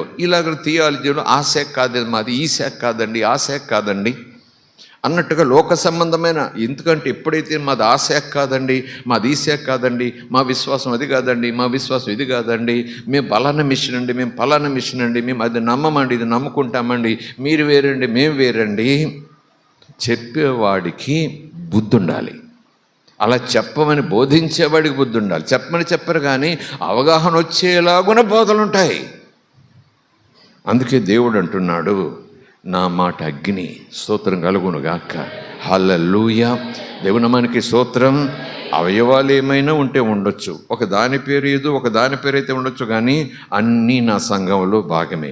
ఈ అన్ని అవయవాలను నడిపించేది, అన్ని అవయవాలను ప్రవహించేది, అన్ని అవయవాలు ప్రవహించే రక్తంలో ఉండాల్సిన జీవం నా పరిశుద్ధాత్మ, నా ఆత్మే జీవం. స్తోత్రం కలుగునుగాక. మాది బొటకు నేలు సాకండి, మాది సీటు నేలు సాకండి, మాది ఉంగరం వేలు సాకండి, బట్ వేరు వేలు పెట్టుకుందాం. వేళ్ళకు మాత్రం పేరు బొటకు నేలు, చిటుకు నేలు, ఉంగరం వేలు, చూపుడు వేలు ఉన్నాయి కదా. అన్ని చేతులు వేళ్ళే, ఏమైందండి అనే భ్రాంతితో, భావనతో దేవుడు నేను వస్తాను నీలో కంటే, నువ్వు వద్దయ్యా, నీ రక్షణ కావాలి కానీ నువ్వు వద్దు నాకు. ఈ లోకంలో నువ్వు బ్రతకలేవమ్మా, నా పిల్లవైన తర్వాత, నా బిడ్డవైన తర్వాత నాలాగా బ్రతికే ప్రయత్నం నువ్వు చెయ్యాలి కదా. ఆ రుజువు, సూచన నీలో ఉండాలి కదా. ఆ రుజువు నువ్వు ఉండాలంటే, అలా బ్రతకాలంటే నీ శక్తి సరిపోదు, నీ జ్ఞానం సరిపోదు. ఉన్నా సరే ఈ లోకం నిన్ను పడగొడుతూనే ఉంటుంది, చెడగొడుతూనే ఉంటుంది, లాగేస్తూనే ఉంటుంది. కనుక నీకు ఆత్మబలం కావాలి, ఆత్మశక్తి కావాలి. అది ఎవరి దగ్గర దొరుకుతుంది? ఏ సంస్థలో దొరుకుతుంది? ఏ పెద్ద పాస్టర్ గారి దగ్గర దొరుకుతుంది? యేసై దగ్గర దొరుకుతుంది, తండ్రి దగ్గర దొరుకుతుంది, పరిశుద్ధాత్మ దగ్గర దొరుకుతుంది. ఆయన నీకు శక్తిని ఇస్తాడు. నేను అలాగ ఉండలేకపోతున్నాను, ఇలాగ ఉండలేకపోతున్నాను, అక్కడికి వెళ్ళకుండా ఉండలేకపోతున్నాను, ఇలాగండి అలాగండి ఆపాలి. ఆత్మను పొందితే వారిని నేను అడగాలి. ఆత్మ పొందినట్టే ఆత్మలో ప్రార్థించు. ఆత్మలో ప్రార్థించు. ఆత్మను పొందాలనుకుంటే అదేదో మెడల్లాగా, అదేదో కోట్లాగా నేను పొందుకున్నానండి అనుకుని కోట్ కాదు అది. ఎప్పుడు ఆత్మలో ప్రార్థించాలి, ఆత్మలో పాటలు పాడాలి, ఆత్మలో విజ్ఞాపన చేయాలి, ఆత్మలో బలహీనతలను ఒప్పుకుంటూ అని చెప్పిస్తాడు కనుక చేయాలి. అలాగ ఆత్మవశంలో, ఆత్మ తీవ్రతతో, ఆత్మలో ఆనందిస్తూ, ఆత్మ భారంతోనూ ఆత్మీయంగా ఆత్మలో, దేవుని ఆత్మలో కొరకు ఎదురు చూడాలి, ఎదగాలి. స్తోత్రం కలుగునుగాక.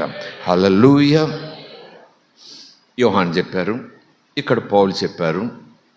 చివరికి యేసు దగ్గరికి వస్తున్నాను. ఈ లింక్ని మీకు చెప్పాలి. ఆ లింకే నేను స్టార్ట్ చేసుకున్నాను. ఇప్పుడు అసలు ప్రసంగంలోకి వస్తున్నా. ఒకసారి స్తోత్రం చెబుదామా? హల్లెలూయా, ప్రైజ్ ది లార్డ్, హల్లెలూయా.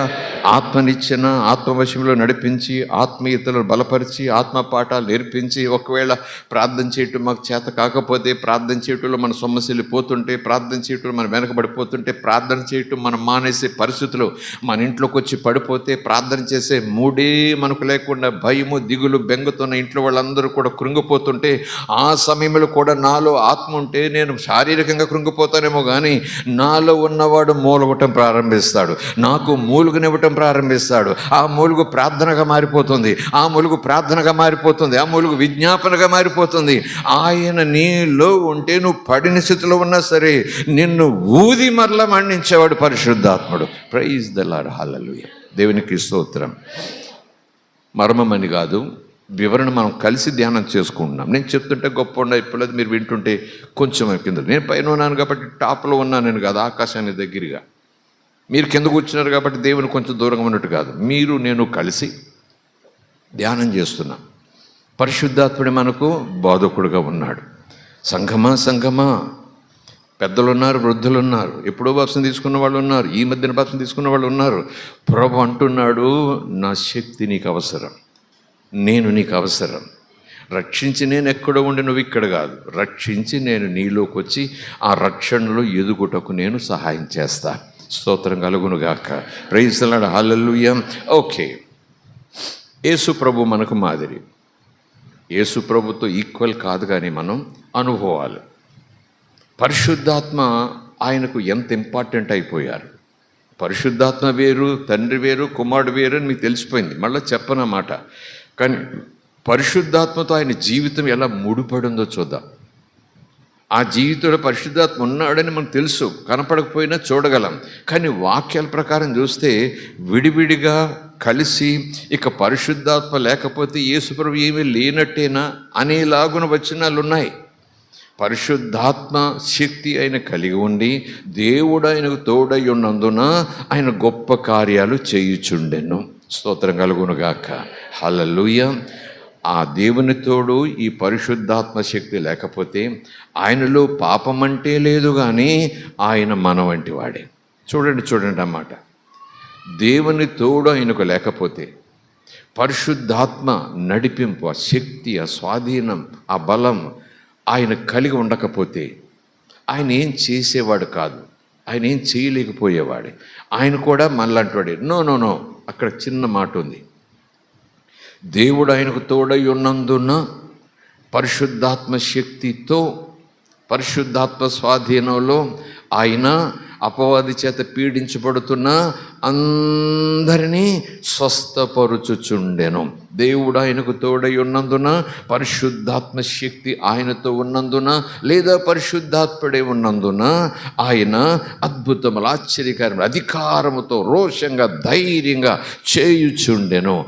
ఈ దేవుని తోడు లేకపోతే, ఒకవేళ ఈ పరిశుద్ధాత్మ నింపుదల, ఆ శక్తి ఒకవేళ లేకపోతే, వాక్యం ఆయన మన వంటి వాడే. కానీ మనలాగా పాపముతో పుట్టినవాడు కాదు. మనలాగా అంటే మనకున్న శరీరం, పాప శరీరం లాంటి శరీరం అయితే ధరించాడు కానీ, ఆ పాప శరీర ఆకారంతో ఆయన ఉన్నాడు కానీ ఆయనలో పాపం లేదు. పాపము లేనందువల్ల దెయ్యాలు వెళ్ళగొట్టాడా? పాపము లేనందువల్ల ఆయన ఆ సృష్టిని ఆజ్ఞాపించాడా అంటే అవును అన్నట్టుగా నీకు నాకు అనిపించవచ్చు. అది కొంతవరకు ఓకే, లెట్ ఇట్ బి. కానీ ప్రక్కన వచనమేమనుంది? దేవుడు ఆయనకు తోడై ఉన్నందున, పరిశుద్ధాత్మ స్వాధీనములైన పూర్తిగా ఉన్నందున ఆయన అధికారంతో బోధ చేయటం ప్రారంభించాడు. ఇలాంటి బోధ మేము ఇప్పుడు వినలేదు. ఈయన మాటలు చూస్తుంటే అధికారం ఉన్నట్టుగా మాట్లాడుతున్నాడు, ఆశ్చర్యకరంగా మాట్లాడుతున్నాడు. ఇలాంటి సంగతి, ఇలాంటి బోధ మేము ఇప్పుడు వినలేదు. మన ముందు చాలామంది పూజారులు వచ్చి వెళ్ళారు, యాజకులు వచ్చి వెళ్ళారు, శాస్త్రులు వచ్చి వెళ్ళారు, పరిశీలన వచ్చి వెళ్ళారు, మహాబోధకులు వచ్చి వెళ్ళారు. కానీ ఈయన బోధ స్పెషల్గా ఉంది. ఎందుకంటే తండ్రి అయిన దేవుడు ఆయనకు తోడు, పరిశుద్ధాత్మ నింపుదల, ఆయన బోధ ప్రత్యేకం. స్తోత్రం కలుగును గాక. హల్లెలూయా. ఆయనతో లింకు. యేసుప్రభు మనకు మాదిరి కాబట్టి ఒకటి ఆయన పుట్టుక. ఆత్మతో ఆయన ఎలా లింక్ అయిపోయి ఉన్నారో చూద్దాం. ఆ తర్వాత మన జీవితాన్ని, మన రక్షణ పొందిన అనుభవాన్ని కూడా లింక్ చేసుకుందాం. దాదాపు అదే లింక్ వచ్చేస్తుంది మనకు కూడా. Just like Jesus, God is leading us. ఎలాగైతే తన కొడుకును ఈ భూమి మీదకి పంపించిన ఆ విధి విధానాలు ఉన్నాయో, అలాగే మనం కూడా దేవునికి పిల్లలమైన వెంటనే, రక్షణ పొందిన వెంటనే, మారు మనసు పొందిన వెంటనే అదే సీక్వెన్స్లో మనం నడిపిస్తాడు. సీక్వెన్స్ అంటున్నానని మరొకలాగా ఆలోచించేయకండి. అదే ఆత్మతో మనం నడిపిస్తాడు. అదే రీతిగా ఆత్మవశంలో మనం ఉండాలని ఆయన ఆశపడతాడు. తన కొడుకు ఎలాగైతే ఆత్మవశంలో నడిచాడో, జీవించాడో, తన యందు విశ్వాసం ఉంచి తనకు పిల్లలుగా తన చేత అంగీకరించబడి తనను తండ్రిగా అంగీకరించి తన సన్నిధిలో ఉండడానికి ఇష్టపడుతున్న సంఘం కూడా పగలు రాత్రి కష్టంలో దుఃఖంలో అన్ని సమయాల్లో కూడా తన ఆత్మవశములో ఉండాలి. నిజంగా చెప్పాలంటే తన వశములో ఉండాలని తండ్రి ఆశపడతాడు. స్తోత్రం కలుగును గాక. ఆయన పుట్టుక మన పుట్టుక వీలైతే సమయం ఉంటే ఇప్పుడే చూద్దాం, లేకపోతే వచ్చే వారం చూద్దాం. ఆయన సీక్వెన్స్ చూడండి. ఆయన భూమి మీదకి రావటానికి ముందేం జరిగింది? ఇందాక చెప్పాను కదా, లూకా సువార్తలో మరియ ఎలిజబెత్ ఇంటికి వెళ్ళింది, ఎలిజబెత్ అంత దూరం నుంచి చూసింది, మరలా అవన్నీ వివరించాను. 1వ అధ్యాయం 31-35 వచనాలు. ఆయన పుట్టుక తెలిసిన మాటలే, మరమాలు ఏం కాదు. అక్కడేమి కొత్తగా వ్రాయబడలేదు. నేనేమి క్రొత్త బైబిల్ మీ దగ్గర తీసుకురావట్లేదు. ఊరికే ఆ పరిశుద్ధాత్మతో లింకు, పరిశుద్ధాత్మతో ఆయన ప్రారంభం. ఏది? కడుపులో ఉండగానే, కడుపులో పడటమే పరిశుద్ధాత్మ, కడుపులో ఎదగటమే పరిశుద్ధాత్మ, కడుపులో ఒక ఆకారం పొందుకోవటమే పరిశుద్ధాత్మ. స్తోత్రం కలుగును గాక. అలాగనే మనం కూడా పుట్టినది ఆత్మ ద్వారానే. అది యేసుప్రభు చెప్తారు, మరలా పుట్టమంటే అమ్మ కడుపును పుట్టమని నేను చెప్పలేదు, ఆత్మ ద్వారా పుట్టండి, ఆత్మీయంగా పుట్టండి అంటాడు. చూసారా? ఆత్మ ద్వారా అంటే పరిశుద్ధాత్మ మనలను కమ్ముకొనగా, పరిశుద్ధాత్మను ఆవరించగా, పరిశుద్ధాత్మను హృదయాన్ని తెరిచే ప్రయత్నం చేయగా, మనం సహకరించగా, యేసును అంగీకరించిన వెంటనే ఆత్మకార్యం మనలో జరిగింది. మరలా చెప్తున్నాను, మరలా పుట్టిన అనుభవం, ఆత్మ ద్వారా పుట్టిన అనుభవం, ఆత్మ వలన పుట్టిన అనుభవం, ఆత్మ వల్ల నన్ను కమ్ముకొనగా యేసు నా రక్షకుడా అని పిలిచిన అనుభవం తండ్రి ఇచ్చాడు. స్తోత్రం కలుగునుగాక. 1వ అధ్యాయం 6 వచనాలు, 6 సీక్వెన్స్లు చెప్పి నేను ముగిస్తాను. ఆలస్యమైన పర్వాలేదు అనుకున్న వారు స్తోత్రం చెబుదాం. లేదండి అర్ధగంటలో వెళ్ళాల్సి వస్తుందంటే ముందు అక్కడ కూర్చోండి, పాట పాడతాను. గుమ్మం దగ్గర కూర్చోండి. అర్ధగంట అవగానే వెనక నుంచి వెళ్ళిపోవద్దు, గుమ్మం దగ్గర కూర్చోండి, అలా పారిపోండి అంతే, డిస్టర్బ్ చేయకుండా. స్తోత్రం కలుగునుగాక. ఓకే, యేసు ప్రభు ఆ అవతారంతో అనండి, కాసేపు అనుకుందాం. అవతారం అంటే అవతరించినవాడు, కనపడినవాడు, ప్రత్యక్షం. అవతారం అంటే మళ్ళీ ఎక్కడికో పోకండి. పక్షుల అవతారం, ఈ జంతువుల అవతారం, నోనో అవన్నీ వదిలేసాను. అవతారం అంటేనే మనం ఎక్కడికో పోతాం. అవతరించినవాడు తరింపగలిగిన జీవితంలోనికి, అవమానకరమైన జీవితంలో నుంచి, అపవిత్రమైన జీవితంలో నుంచి, అక్రమమైన జీవితంలో నుంచి, అబద్ధంతో కూడిన జీవితంలో నుంచి, ఒక భ్రమ కలిగిన జీవితంలో నుంచి మనలను సత్యముతో నడిపించుటకు సత్యముగా అవతరించినవాడు, క్రీస్తు రూపం ధరించుకుని వచ్చినవాడు. కనుక ఆయన పుట్టుక గురించి మనం చూస్తే పరిశుద్ధాత్మ, ఎక్కడైనా సరే పరిశుద్ధాత్మ గురించి మనం చూద్దాం. లూకా సువార్త 1వ అధ్యాయం. ఫ్యాన్ గాలికి పేజీలు ఎగిరిపోతున్నాయి, మరలా తీయాల్సి వస్తూ ఉంది. ఎనీవేస్ 1వ అధ్యాయం 31 నుంచి చూద్దాం త్వరగా. ఇదిగో నీవు గర్భము ధరించి కుమారుని కని ఎవరు చెప్తున్నారు? గాబ్రియేల్. ఎవరితో చెప్తున్నారు? మరియతో. పురుషుని ఎరుగుని దాననే అని చెప్పబోతా ఉందామే. నీవు గర్భము ధరించి కుమారుని కని ఆయనకు యేసు అని పేరు పెట్టుదువు. ఆయన గొప్పవాడై సర్వోన్నతుని కుమారుడు అని పిలువబడతాడు.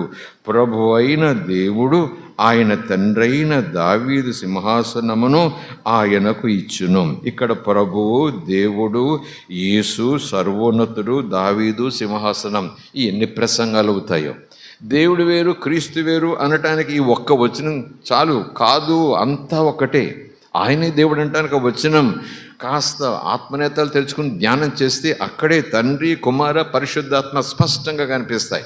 అక్కడే యేసే దేవుడు అని కూడా మనకు అనిపిస్తుంది. ఎనీవే, అక్కడ ఆగిపోవద్దు. ప్రభు అయిన దేవుడు, ఆయన తండ్రి అయిన దేవుని సింహాసనం, దావీదు సింహాసనమును ఆయనకు ఇచ్చును. ఆయన యాకోబు వంశస్థులను యుగ యుగములు ఏలును. ఆయన రాజ్యము అంతము లేనిదై ఉండును అని ఆమెతో చెప్పాను. సో 34 వచనం చదవండి, నేను చదవను. 34 మీరు చదవండి.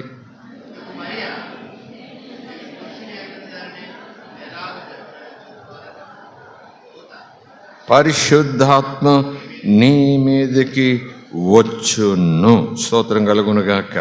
ప్రైజ్ ది లార్డ్, హల్లెలూయా. అప్పుడు ఏం జరుగుతుంది? పరిశుద్ధాత్మ నీ మీదకు వచ్చును, సర్వోన్నతుని శక్తి. ఎవరి సర్వోన్నతుడు? ఎవరి సర్వాంతర్యం? ఎవరి సార్వభౌముడు? ఎవరి సర్వశక్తిమంతుడు? ఎవరి సర్వజ్ఞాని? ఎవరి స్వయంభవుడు?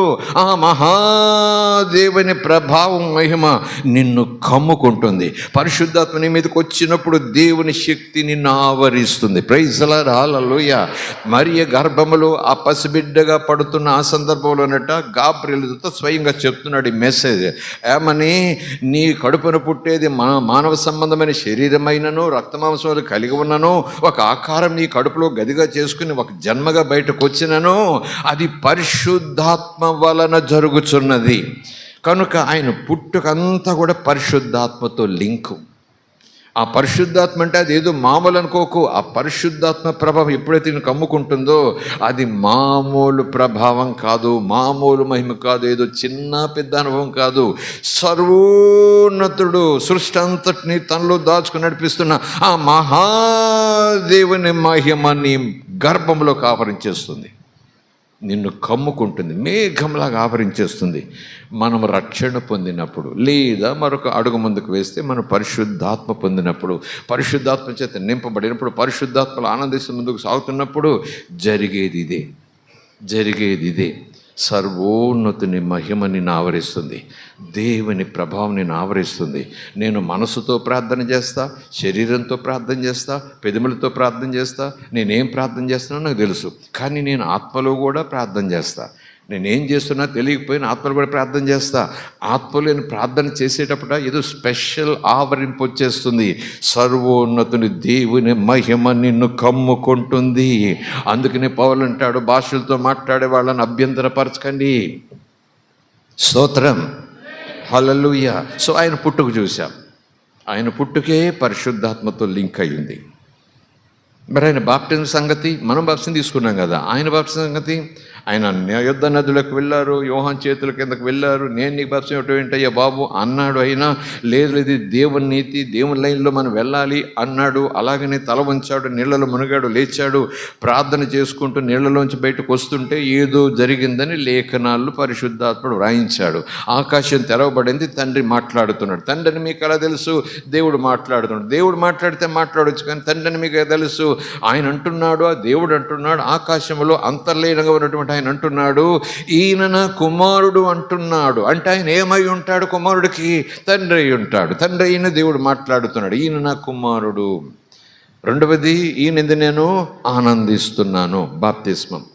ఆ తర్వాత ఆపలేదు అక్కడ లేఖనాలు, పరిశుద్ధాత్మ ఆయన మీదికి పావురం వలె వచ్చెను. బాప్తిస్మం బాప్తిస్మం తండ్రి మహిమ, పరిశుద్ధాత్మ దిగిరావటం. ఆయన పుట్టుక స్తోత్రం కలుగునుగాక. ఆయన బాప్తిస్మంలో కూడా పరిశుద్ధాత్మ లింకు. లేఖనం మీరు తర్వాత చదువుకోండి. పరిశుద్ధాత్మ వశ్యములో ఆయన అరణ్యంలోనికి వెళ్ళిపోయాడు. స్తోత్రం కలుగును గాక. Praise the lord. హల్లెలూయా. పరిశుద్ధాత్మ ఆయనకు ప్రార్థన చేయటం నేర్పిస్తున్నారు, ఉపవాసం కూడా నేర్పిస్తున్నారు అనను కానీ ఆ శక్తిని ఇస్తున్నారు. అపవాది శోధించడానికి వచ్చేసాడు, మీకు అందరికీ వచ్చినది తెలుసు. కనుక పరిశుద్ధాత్మతో ఆయన జీవితం అంతా ముడిపడి ఉంది. ఆయన పుట్టుక,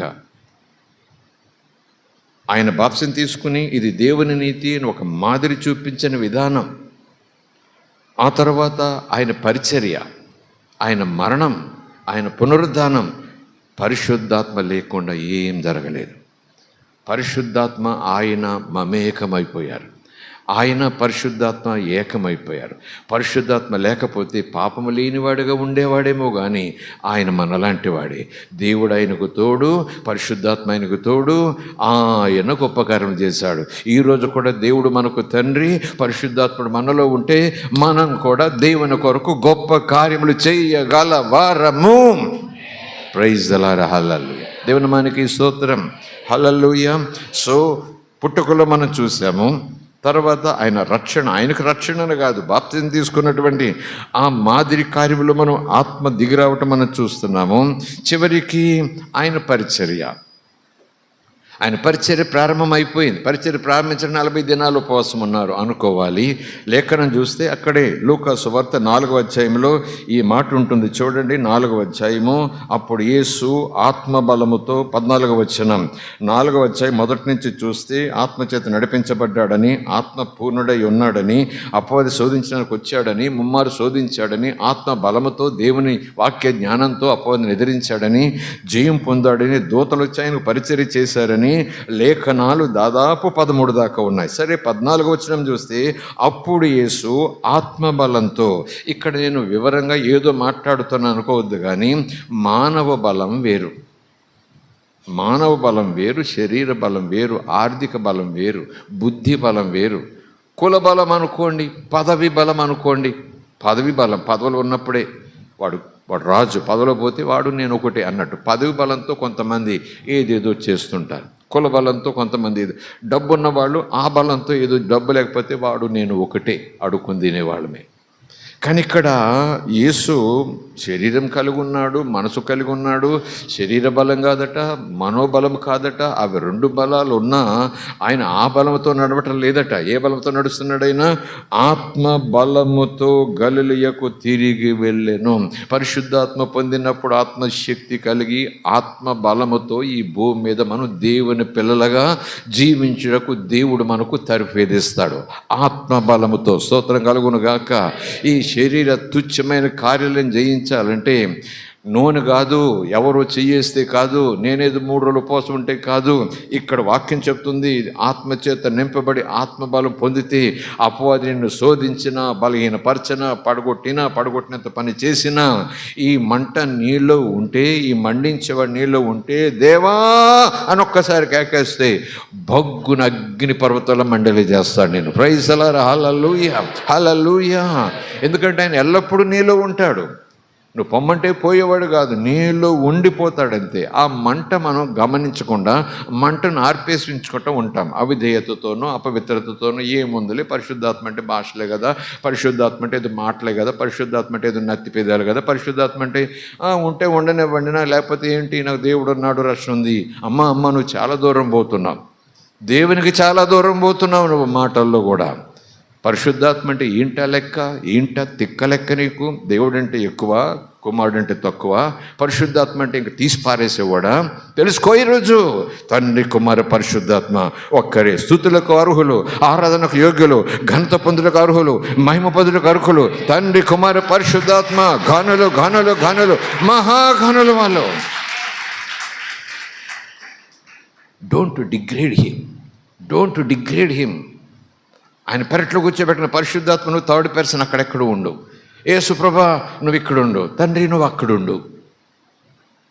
ఒకవేళ ఎవరైనా కాదమ్మా అంటే నా వైఖరి, నా ఆలోచన ఆత్మ సంబంధంగా వాక్యాన్ని నేను అర్థం చేసుకుని నాకు తెలిసినంత మటుకు అక్కడ ఉంటాడు తండ్రి. యేసు నా ఇంట్లో ఉంటాడు, పరిశుద్ధాత్మ ఎక్కడో ఉంటాడు. ఆయన ఎక్కడో. నో. ఈరోజు తండ్రి అయిన దేవుడు వేదనతో అంటున్నాడు, దుఃఖంతో అంటున్నాడు, ఆత్రతతో అంటున్నాడు, ఆవేశంతో అంటున్నాడు, రోషంతో అంటున్నాడు, ప్రేమతో అంటున్నాడు, కనికరంతో అంటున్నాడు. సంఘమా, ఆత్మ వేరు కాదు, నేను వేరు కాదు, నా కొడుకు వేరు కాదు, నేను వేరు కాదు, నేను ఒకటి. ప్రైజ్ ది లార్డ్, హల్లెలూయా. మేము కామా, నేను కామా ఒకటి. సో పుట్టుకలో పరిశుద్ధాత్మ, బాప్తిస్మం పొంది ఆ పరిచర్యకు ప్రారంభంలో, బాప్తిస్మం పొందుటలో, సిద్ధపాటులో అక్కడ పరిశుద్ధాత్మ, ఆత్మవశ్యం. ఆ తర్వాత ఆత్మబలము పొంది ఆ మందిరంలోనికి వెళ్ళాడు, గలిలోకి తిరిగి వెళ్ళాడు. ఆయనను కూర్చున్న సమాచారం ప్రదేశం అంతటా వ్యాపించేసింది. ఆయన అందరి చేత ఘనత పొందాడు. ఆ తర్వాత సమాజ మందిరంలో బోధించుచూ వచ్చాడు. ఆ తర్వాత తాను పెరిగి నజరేతునకు వచ్చాడు. చదువుటకు మందిరంలోకి వచ్చినప్పుడు, విశ్రాంతి దినమున వాడుక చొప్పున మందిరంలోకి వచ్చినప్పుడు, పరిశుద్ధాత్మ నీలో ఉంటే వాడుక తప్పిపోనివ్వడు. పరిశుద్ధాత్మ నాలో లేకపోతే అలవాట్లు తప్పిపోతాయి, ప్రార్థన అలవాట్లు తప్పిపోతాయి, వాక్యం చదివే అలవాట్లు తప్పిపోతాయి, దేవుళ్ళో ఉండాలనే ఆత్రతగా ఉండే అలవాట్లు, డిసిప్లిన్ తగ్గిపోతుంది, తప్పిపోతుంది. ఆత్మ మనలో ఉంటే ఆయన తప్పిపోనివ్వడు. అలవాటుగా ఇంకనూ బలపరుచుకుంటూ వెళ్ళిపోతాడు.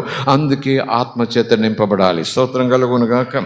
అలవాటు చొప్పున ఆయన విశ్రాంతి దినాన్ని సమాజ మందిరంలోకి వెళ్ళాడు. చదువుటకై నిలుచున్నాడు. ప్రవక్త అయిన యెషయా గ్రంథమైన చేతికి ఇవ్వబడింది.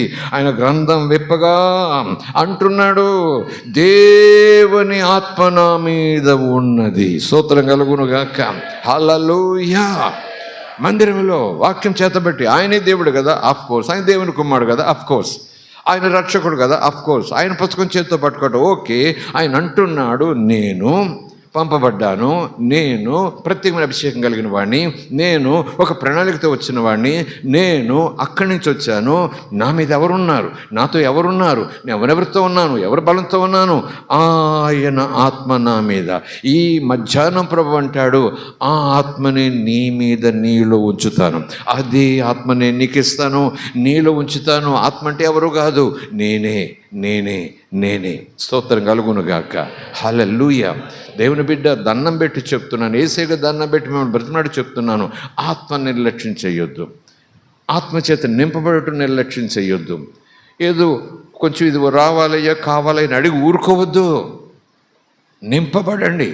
అగ్ని అడుగుట కన్నా ముందు, ఆస్తి అడుగుట కన్నా ముందు, ఆరోగ్యం ఒకవేళ ముఖ్యమైతే ముందు అడగండి. ఆరోగ్యం, నేను బతికితేనే కదా ఆత్మతో నింపబడటం అని అనుకోవచ్చు. Okay, let it B. మీరు ఆరోగ్యం గురించి అడగండి ముందు, కానీ ఆత్మ గురించి అడగండి. అడగకుండా ఇవ్వడా? ఇస్తాడు, ఇవ్వగలడు, ఇచ్చాడు కూడా. అడగటం అంటే ఇవ్వటానికి అన్నట్టుగా ఉన్నను, సంఘంలోనికి ఆల్రెడీ, ప్రపంచంలోనికి ఆల్రెడీ పరిశుద్ధాత్మ వచ్చాడని దైవజనులు చెప్తారు.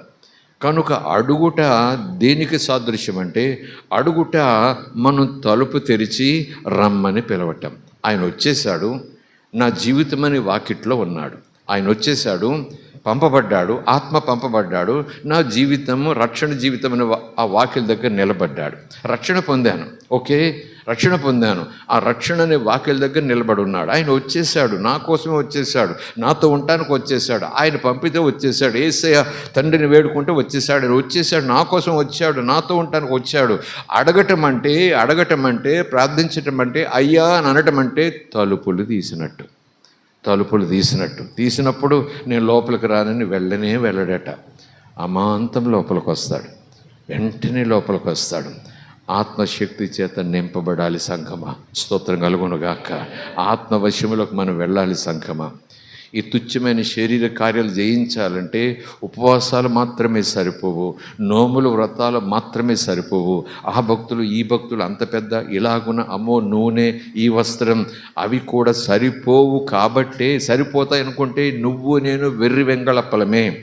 నువ్వు నేను దేవుని కన్నా జ్ఞానులం అనుకుంటున్నట్టే. దేవా, నాకు ఆత్మ లేకపోయినా బ్రతికేయగలను, ఆత్మ లేకపోయినా చక్కటి జ్ఞానంతో ఉంటాను, ఆత్మ లేకపోయినా శక్తి కలిగి ఉంటానంటే దేవుడు అంటున్నాడు, బాబు నా ఆత్మ పొందితేనే నువ్వు శక్తి, బుద్ధి, బలము, వివేచన, ఆలోచన, ఫలాలు ఉన్నాయి. అది లేకపోతే ఏం కాదురా బాబు అంటే, అక్కర్లొద్దు నేను ఉంటానంటే. దేవుడి కన్నా జ్ఞానం మనకి ఎక్కువ. దేవుడు నీకు అవసరం రా బాబు అంటుంటే, నాకేం అవసరం లేదని నేనంటే నేను దేవుని బిడ్డని ఎలాగవుతా? దేవుని శరీరంలో భాగాన్ని ఎలాగవుతా? నేను దేవుని వెంబడించేవాడిని అవుతా. ఆయన అవును నీకు ఇది కావాలి, నీకు అవసరమైన అంటే, నాకేం అవసరం లేదు, ఈ లోకం నిన్ను బ్రతకనివ్వదరా బాబు అంటే, లేదు నేను బ్రతికేయగలను అని చెప్పానుగా. సర్కస్ బ్రతుకు. సస్కర్స్ బతుకు. ఎందుకంటే ఎవరున్నా గ్యారంటీ ఇచ్చారు, రక్షణ పొందావా, నీళ్ళలో ములిగావా, నువ్వు ఎలా తిరిగేసినా, ఏం చేసేసినా, ఎక్కడ దొల్లేసినా, ఎలాగ బతికేసినా, ఏమి అయ్యయ్యో ఆ చీటీలు చేతిలో ఉంది కదా, వెళ్ళిపోతావు. నువ్వు వెళ్ళిపోతావు కరెక్టే, కానీ వెళ్ళే రీతిలో ఒక సిద్ధపాటు ఉంది కదా. కాగడ వెలుగుతుండా, నూనె బుడ్లో నూనె ఉండాలి అన్నట్టుగా పెండ్లి వస్త్రం ధరించుకుని ఉండాలి, నిరీక్షణ కలిగి ఉండాలి, పై చూపులు కలిగి ఉండాలి, రక్షణలో ఎదగాలి, రక్షణలో కొనసాగాలి, విశ్వాసాన్ని కాపాడుకుంటూ ఉండాలి. ఇదొక పరుగు, ఇదొక పోరాటం, ఇదొక ప్రయాణం. దీనికి ఆత్మబలము కావాలి. యేసుకే పుట్టుకకు ఆత్మబలము, ఆ తర్వాత రక్షణ పొందే సమయంలో, రక్షణ కాదు, బాప్తిసం తీసుకునేటప్పుడు ఆత్మబలము, తన పరిచర్యకు సిద్ధపడుతూ పంపిస్తున్నప్పుడు ఆత్మబలము. ఆత్మబలముతోనే ఆయన శిలువు దాకా వెళ్ళాడు. ఆత్మబలము లేకుండా, దేవుని తోడు లేకుండా ఆయన శిలువ ఎక్కలేదు. శిలువ ఎక్కే ముందు ఆయన అన్నాడు, శరీరీతిగా అన్నాడా అని నేను అనను, కానీ అక్కడ కూడా మనలాగా వేడ్చాడు. మనలాగా మనమన్నట్టుగానే ఒక మాట అన్నాడు. ఆయన స్థాయిని దింపేసాను అనుకోకండి. నో, ఆయనకు ఏదో డిగ్రేడ్ చేశాను అనుకోకండి. మనలాగా అంటున్నానంటే కాస్త అర్థం చేసుకోండి. అయ్యా, ఈ పాత్రలు నేను తాగి ముళ్ళు గుచ్చుకున్నట్టు కాదు అది. నీకు ముళ్ళు గుచ్చుకుంటుంది, 2 ముళ్ళు గుచ్చుతాను, దేవుడు అన్నాడు, బాబోయ్ నాకు ముళ్ళు వద్దయ్యా, అది కాదండి. అక్కడ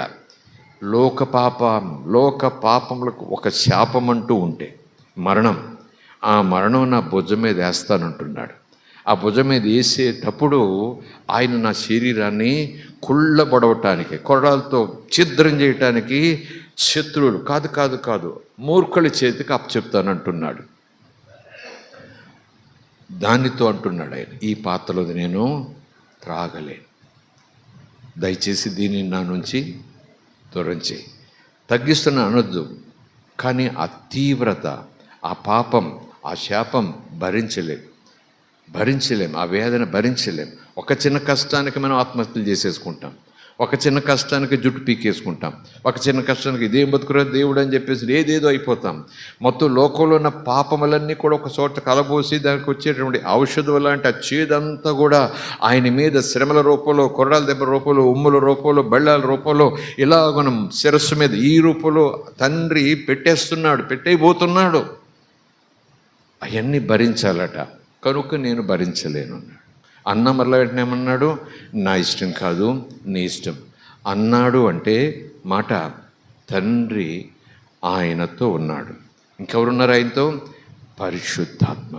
ఆత్మ వలన పుట్టాడు, ఆత్మ వలననే నీళ్లలోకి, ఆత్మతోనే అరణ్యంలోనికి, ఆత్మతోనే మందిరంలోనికి, ఆత్మతోనే గొప్ప పరిచర్య. స్తోత్రం కలుగునుగాక. ఆత్మ వలననే విడుదల, ఆత్మ వలననే స్వస్థతలు, ఆత్మ వలననే దెయ్యాల గద్దింపు, ఆత్మ వలననే అధికారము. స్తోత్రం కలుగునుగాక. ఆత్మ వలననే మరణం కూడా, ఆత్మ వలననే మరణం. చివరికి ఆయన మరణమును ఎలా గెలిచాడు? తన స్వశక్తితో గెలిచాడా? మరణమును గెలిచిన వాడు అని పాడతాం. స్వశక్తితో గెలిచాడా?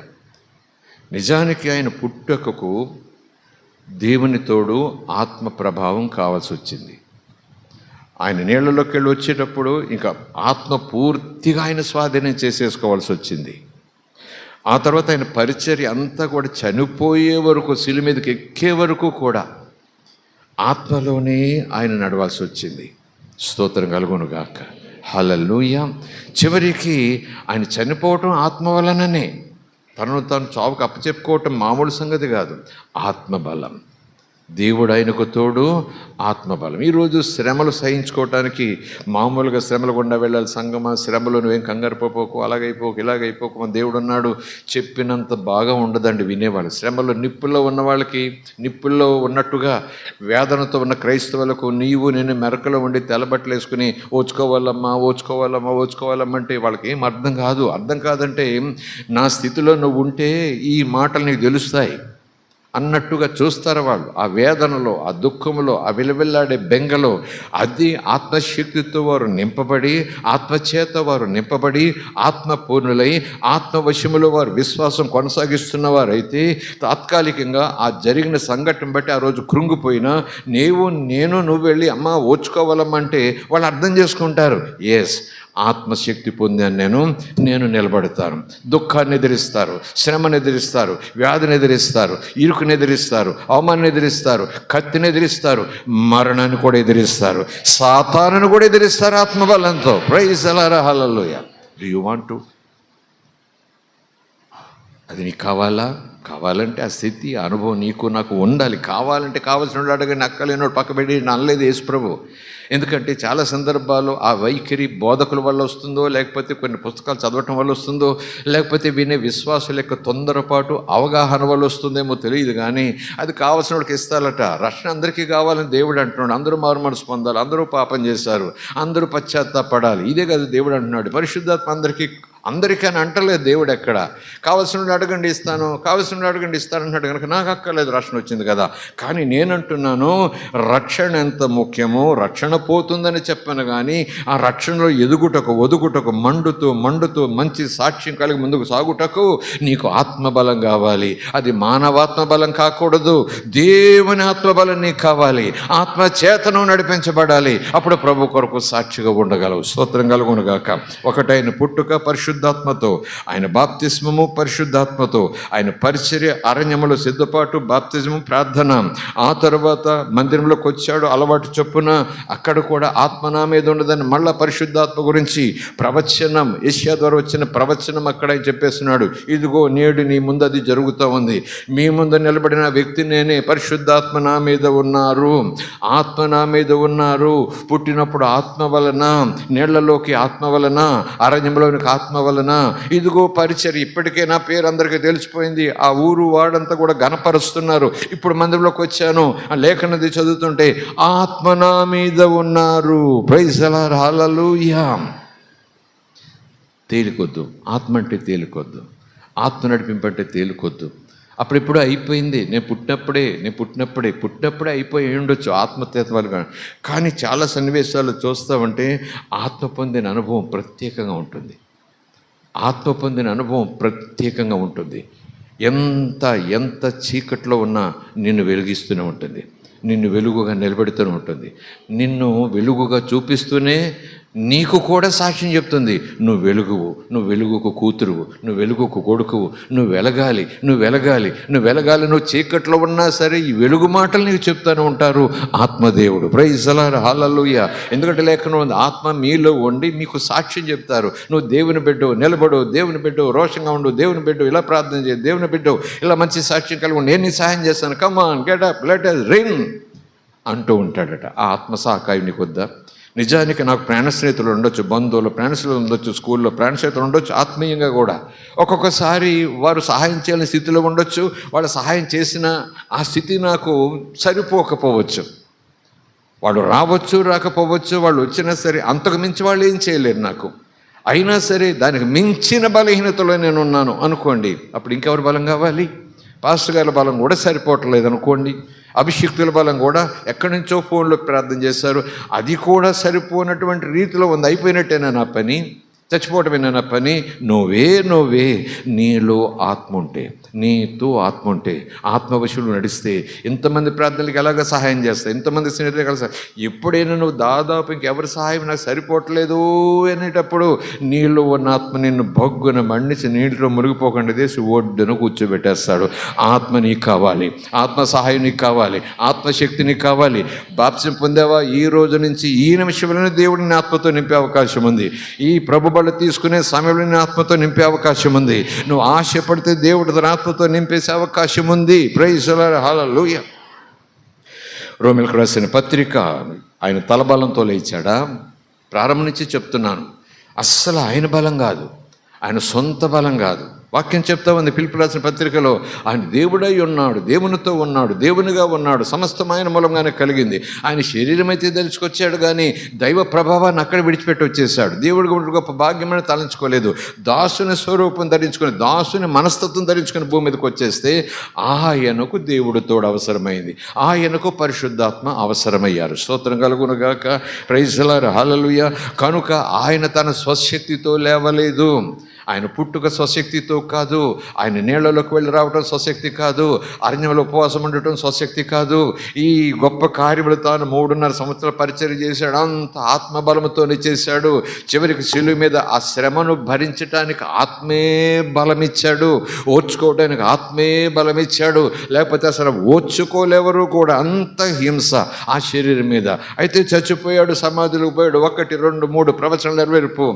యోనా మాదిరిగా 3 రోజులు చేపలో ఉన్న మాదిరిగా 3వ దినాన్ని లేస్తాడు మరుచుకుమాడు, 4వ దినాన్ని లేస్తాడు మరుచుకుమాడు అన్నట్టుగా ప్రవచనం నెరవేర్పు జరగాలి. ప్రవచనం నెరవేర్పు అంటే, ప్రవచనం అంటే దేవుని మాట, దేవుని ఆత్మకార్యం జరగాలి.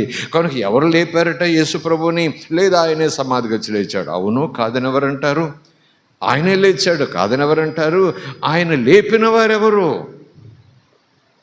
ఆయన తనకు తానుగా పుట్టాడు మరి గర్భంలో అంటే లేదని వాక్యం చెప్తుంది. పరిశుద్ధాత్మ, దేవుని మహిమ నిన్ను కమ్ముకొనగా.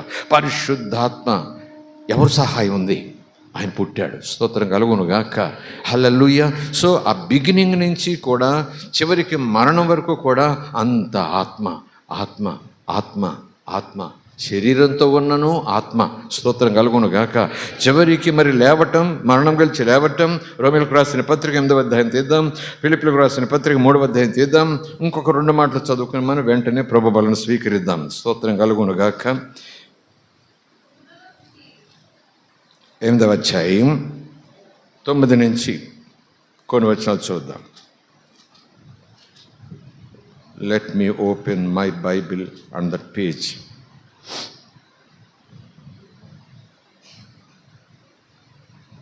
8వ అధ్యాయం 9 నుంచి 16 వచనాలు నేను చదువుతున్నాను. చూద్దాం. తీసారా? ఒకసారి స్తోత్రం చేద్దాం. హల్లెలూయా.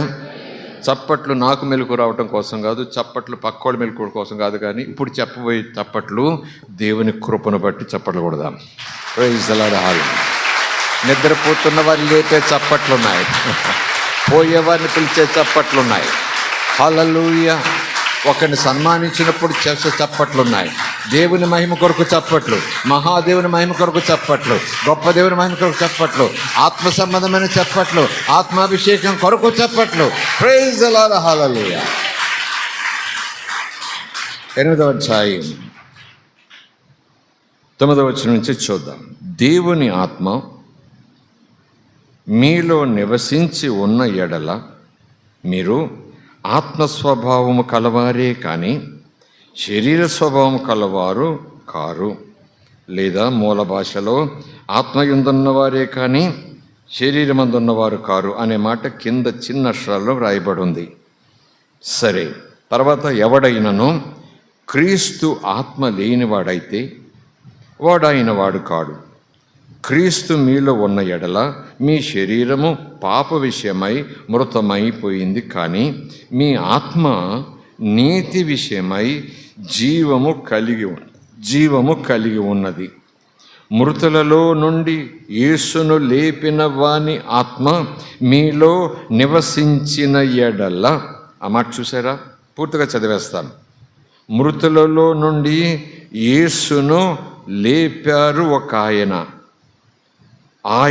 ఆత్మ మీలో నివసించిన ఎడల, ఆ ఆత్మే మీలో కూడా నివసించిన ఎడల మృతులలో నుండి క్రీస్తు యేసును లేపిన వాడు. అంటే క్రీస్తు తనకు తానుగా లేవలేదా? అర్థం చేసుకోవాలి. మరణము గెలిచిన వాడు, మరణము నిలిచిన వాడు. ఆఫ్ కోర్స్ ఎస్ 100% ఎస్, అవును కాదంటాను సరిపోం. కానీ లేఖనాలు అలా ఎదురుగా పెట్టి చూస్తూ ఉంటే ఆయన పుట్టుక దగ్గర నుంచి పరిశుద్ధాత్మ, చివరికి మరణం కూడా పరిశుద్ధాత్మ. సమాధిలోకి వెళ్ళిపోయాడు. 1 రోజు, 2 రోజు, 3 రోజు అక్కడ ప్రవచనం నెరవేర్పు జరగాలి. నెరవేర్పు కోసం యేసు తానే లేచేశాడు. అవును, పాట పాడుకుందాం, చప్పట్లు కొట్టుకుందాం, వాయిద్యాలు వాయిద్దాం. కానీ లేఖనం చూస్తే ఆయనను లేపారు. ఆయనను ఎవరు లేపారు? ఎవరు? ఆయన తండ్రి. ఎవరి ద్వారా? ఆత్మ ద్వారా. స్తోత్రం కలుగును గాక. దేవునామానికి స్తోత్రం. క్రీస్తు మీలో ఉన్న ఎడల మీ శరీరము పాపం విషయమై మృతమైనది 10వ వచనం, కానీ మీ ఆత్మనీతి విషయమై జీవము కలిగి ఉన్నది 11వ వచనం. అండర్లైన్ చేసుకోండి, మరల జ్ఞాపకం చేసుకోండి, అవసరమైతే పదే జ్ఞాపకం చేసుకోండి. మృతులలో నుండి యేసును లేపినవాడు తండ్రైన దేవుడు ఆయన ఎలా లేపారు? తన ఆత్మశక్తితో లేపారు. దేవుడు అక్కడే ఉంటారు, ఆయన కూడా తన ఆత్మను పంపిస్తారు. తండ్రి అయిన దేవుడు పంపించే ఆత్మ దేవుడే, ఆయన వేరు ఆత్మ వేరు కాదు. Praise the lord, hallelujah. ఆయన తన ఆత్మ వలన, తన ఆత్మ బలంతో ఏం చేశారట? యేసును లేపాడు. యేసును లేపిన వాని ఆత్మ, పరిశుద్ధాత్మ మీలో ఎవరు? ఆర్డినరీ విశ్వాసులు. అపొస్తలులు వలలు దులుపుకుంటుంటే, ట్యాక్సులు కట్టించుకుంటుంటే, వైద్యం చేసే లూకా గారు, వాళ్ళందరూ శిష్యులండి, పెద్ద పెద్ద ప్రసంగికులండి. అబ్బో ఆది సంఘాన్ని కట్టిన వాళ్ళండి, తోమగా. ప్రభు అంటున్నారు ఇక్కడ, పరిశుద్ధాత్మ రాయిస్తున్నారు ఇక్కడ, సంఘంతో మాట్లాడుతున్నాడు. రోమా ప్రాంతంలో ప్రభువుని అంగీకరించిన, రక్షణ పొందిన, ప్రభు బల్ల స్వీకరిస్తూ, అపొస్తలుల బోధ వింటూ, ఉపదేశాలు పొందుతూ, ఎడతెగక ప్రార్థన చేస్తున్న గుంపుతో అంటున్నారు. ఏమంటున్నారు? మృతులలో నుండి యేసును లేపిన వాని ఆత్మ మీలో కూడా నివసించినట్లయితే.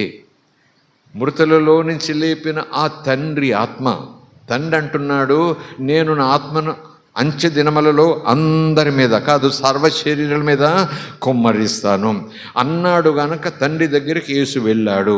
అన్నాడు యేసు, నేను తండ్రి దగ్గరికి వెళ్తాను, వేడుకుంటాను. తండ్రి, నువ్వు పలికావు కదా ప్రవచనం, నీ ఆత్మను అందరి మీదకి పంపు, నమ్మిన వారందరికీ పంపు, కావలసిన వారందరికీ పంపు అన్నట్టుగా అడిగాడట. ఆయన పంపాడట సర్వ శరీరాల మీదకి. ఇక్కడ చెప్తున్నాను, ఆయన స్పెషల్ పెద్ద సంస్థను స్థాపించిన వారి మీదకే వస్తాడండి. సంస్థను స్థాపించే ఉద్దేశంతో ఉండేవారి మీదకి ఆయన వస్తాడండి. ఒకవేళ నేను ఒక విశ్వాసగా వచ్చి సేవలోకి వచ్చిన, నేను ఆయన దృష్టిలో సంస్థ స్థాపించి దేశాలన్నీ తిరగాలనుకుంటే, ఈరోజు నన్ను ఆత్మతో నింపి ఒకరోజు 100 సంస్థలు నా చేతి స్థాపిస్తాడండి. నాకైతే సంస్థలు స్థాపించాల్సిన కెపాసిటీ లేదు, బలం లేదు, తీరిక లేదు, ఓపిక లేదు, ప్రార్థన శక్తి లేదు. ఏదో ముక్కు మూసుకుని ములిగాను, ముక్కు మూసుకుని లేకాను, ఏదో స్తోత్రం చెబుతూ ఆలయానికి వస్తున్నాను, ప్రభలు తీసుకున్నాను, ఆయన పిలిచినప్పుడు వెళ్ళిపోతాను. చాలండి బాబు, కాదు కాదు. వాక్యం చెప్తా ఉంది, నీవు లేవాలంటే, మృతులలో నుంచి నువ్వు లేవాలంటే, యేసు లేచినట్టు నువ్వు లేవాలంటే, సమాధిలో నుంచి నువ్వు లేవాలంటే, ఆయన మధ్యాకాశంలోకి వచ్చేటప్పటికే నువ్వు మరణించి ఆయుష్కాలం అయిపోయిన తర్వాత శరీరం మట్టిలోకి వెళ్ళిపోయి ఆత్మ దేవుడు ఉంచిన చోట్లో ఉండి మళ్ళా మధ్యాకాశంలోకి వచ్చినప్పుడు ఆయన ఆత్మ లేదా నీ ఆత్మ శరీరంలోకి వచ్చి సమాధుల నుంచి లేవాలంటే, సమాధులు ఎత్తబడతాయంటే, సమాధుల నుంచి లేవాలంటే, మృతులు అనే లోకంలో నుంచి నువ్వు లేవాలి అంటే దేవుని ఆత్మీయ కార్యం చేయాలి. ఎందుకంటే ఆయన ఆత్మ యేసులో, యేసు పైన, యేసుతో. ఇప్పుడు నీవు నేను సామాన్యమైన విశ్వాసులుగా ఆయన ఆత్మ రక్షణ పొందినప్పుడు, ఉపవాస ప్రార్థన చేస్తున్నప్పుడు, పరిచర్య అంటే సేవని ఊరికే పాస్టర్లు అనుకోకండి. అన్ని రకాల పరిచర్యలు దేవుని పరిచర్యలే. ఒక్కొక్కరికి ఒక్కొక్క పరిచర్య. అందరూ నమ్మకంగా చేయాలి, విధేయత చేయాలి, దేవుని పని అని చేయాలి. దానికి తగిన బహుమానం వచ్చేస్తుంది. కనుక యేసు తన బలముతో లేచాడా? ఆత్మబలముతోనే కడుపులో పడ్డాడు, ఆత్మబలంతోనే ఒక రూపం పొందుకున్నాడు, ఆత్మబలంతోనే పుట్టాడు, ఆత్మబలంతోనే ఆ రోజు నీళ్ళలోకి వెళ్ళాడు, మళ్ళీ ఆత్మబలం పొందుకున్నాడు, అరణ్యంలోకి వెళ్ళాడు, ఆత్మబలం పొందుకున్నాడు, సేవ ప్రారంభించాడు. ఆత్మబలముతోనే అంత భయంకరమైన హింస అనుభవించి ఆత్మ వలననే మరణంలోకి వెళ్ళిపోయాడు. ఏమీ లేకుండా చేతగాని వాడిగా వెళ్ళిపోయాడు. 3 గొడ్డలతో ఉన్నాడు, 3 మేకుల మీద కొట్టించుకున్నాడు, 3 మేకులను రక్షించుకోలేనాడు. నిన్ను రక్షిస్తాడంటూ వెకిలిగా, తుచ్చమైన, భౌతికమైన లేదా జారత్వంతో నిండిపోయిన మనసుతో, వ్యభిచారపు మనసుతో, దుర్మార్గపు మనసుతో, మూర్ఖపు మనసుతో యేసుని ఈ రోజుకి కూడా లోకం వెక్కిరిస్తూ ఉంది. 3 మేకుల నుంచి తనను తాను రక్షించుకోలేని వాడు నీకు రక్షకుడు ఎలాగవుతాడంటూ పెచ్చిపోయి, రెచ్చిపోయి ఈ రోజుకి ఉమ్మలేస్తున్నారు యేసయ్య మీద. అంత ఓచుకున్నాడంటే, ఇప్పుడు ఈరోజు అలా అంటున్నారు, యేసు అంటున్నారంటే, ఆయన ఆత్మ మనలో ఉంటే అకస్మాత్తుగా రోషం వచ్చినా ఆత్మ అంటారు, నేను చూసుకుంటా, నువ్వు కుదురుగా ఉండు, నేను చూసుకుంటా. స్తోత్రం కలుగును గాక. హల్లెలూయా. ఆయన ఎలా చూసుకుంటాడో మామూలుగా ఉండదండి. ఆయన మరణించినప్పుడు, తండ్రిని ఆత్మని చేతులకు అప్పచెప్తున్నాను అన్నప్పుడు, ఆయన ప్రాణం వదిలాడు అన్నప్పుడు, అన్న మరుక్షణంలో ఆకాశం నలువైపోయింది, సూర్యుడు దాక్కున్నాడు. ఆకాశం నలుపైపోయింది, సూర్యుడు దాక్కున్నాడు, కొండలు కదిలాయి, బండలు దొర్లాయి. ఆయన కదిలితే ఎవరు ఆగలేరు. నువ్వు నేను కదలాల్సిన పని లేదు. ఆయన కదిలితే ఎవరు ఆగలేరు, ఆపలేరు. ఆయన దేవుడు. Praise the lord. హల్లెలూయా. దేవునికి స్తోత్రం. హల్లెలూయా. సో ఈ క్రీస్తు ఆత్మ మీలో ఉన్న ఎడల, మీలో నివసించిన ఎడల ఏంట గ్యారంటీ, ఏంట వారంటీ, ఏంట నిరీక్షణ, ఏంట ధైర్యం? ఇదే ఆత్మ, ఈ దేవుని ఆత్మే. ఏ దేవుడైతే క్రీస్తుకు తన ఆత్మనిచ్చారో ఆ దేవుడే మీకు కూడా తన ఆత్మనిస్తున్నారు. సో యేసు మీరు ఒకటే. Praise the lord. హల్లెలూయా. యేసు మీరు అన్నదమ్ములే. హల్లెలూయా. ఆ తండ్రి కడుపున పుట్టిన వారుగా లేకపోయినా ఆత్మ వలన పుట్టిన వారే. యేసు అందుకే నా సహోదరులు అంటాడు. స్తోత్రం కలుగును గాక. నా తోడబుట్టిన వారు అంటాడు. నేను మీకు అన్నలాంటి వాడిని అంటాడు. నా తోడి వారసులు మీరు ఆత్మ వలన. Praise the lord. హల్లెలూయా. దేవునికి స్తోత్రం. యేసును ఆయన తన ఆత్మ బలముతో లేపాడు, తన ఆత్మ వలన లేపాడు. ఆ దేవుడు నీకు తండ్రి ఉన్నాడు కనుక ఆయనే తన ఆత్మ నీలో ఉంచారు కనుక ఆయన ఆత్మ చేతను నింపబడి ఆత్మవశంలో నువ్వు ఉండి ఆత్మవశంలో నడిచిన ఎడల నువ్వు చనిపోయినా సరే, యేసు చనిపోయాడు, నువ్వు చనిపోతావు. ఆయన సమాధి చేయబడ్డాడు, నువ్వు సమాధి చేయబడతావు. ఆయన 3వ రోజున ప్రవచనం నెరవేర్పు కోసం లేచాడు. నువ్వు 3వ రోజున లేవటం కాదు, ఆయన బోరధ్వని వినబడుతుంది మధ్యాకాశంలో. ఒకవేళ నువ్వు సమాధిలో ఉంటే బోరధ్వని అక్కడ ఉన్నప్పుడు ప్రవచనం, సమాధిలో ఉన్నవారు లేస్తారు. ఎలా లేస్తారు? నీ శక్తి నా శక్తి కాదు, ఎముకలు ఏముండవు అక్కడ. కానీ ఆయన ఆత్మ మనకు ఒక శరీరాన్ని ఇచ్చి లేపేస్తుంది. Praise the lord. హల్లెలూయా. దేవునికి స్తోత్రం. హల్లెలూయా. ఫిలిప్పీయులకు రాసిన పత్రిక ఈ మాట కూడా చూద్దాం త్వరగా. 2 వచనాలు, 3వ అధ్యాయం.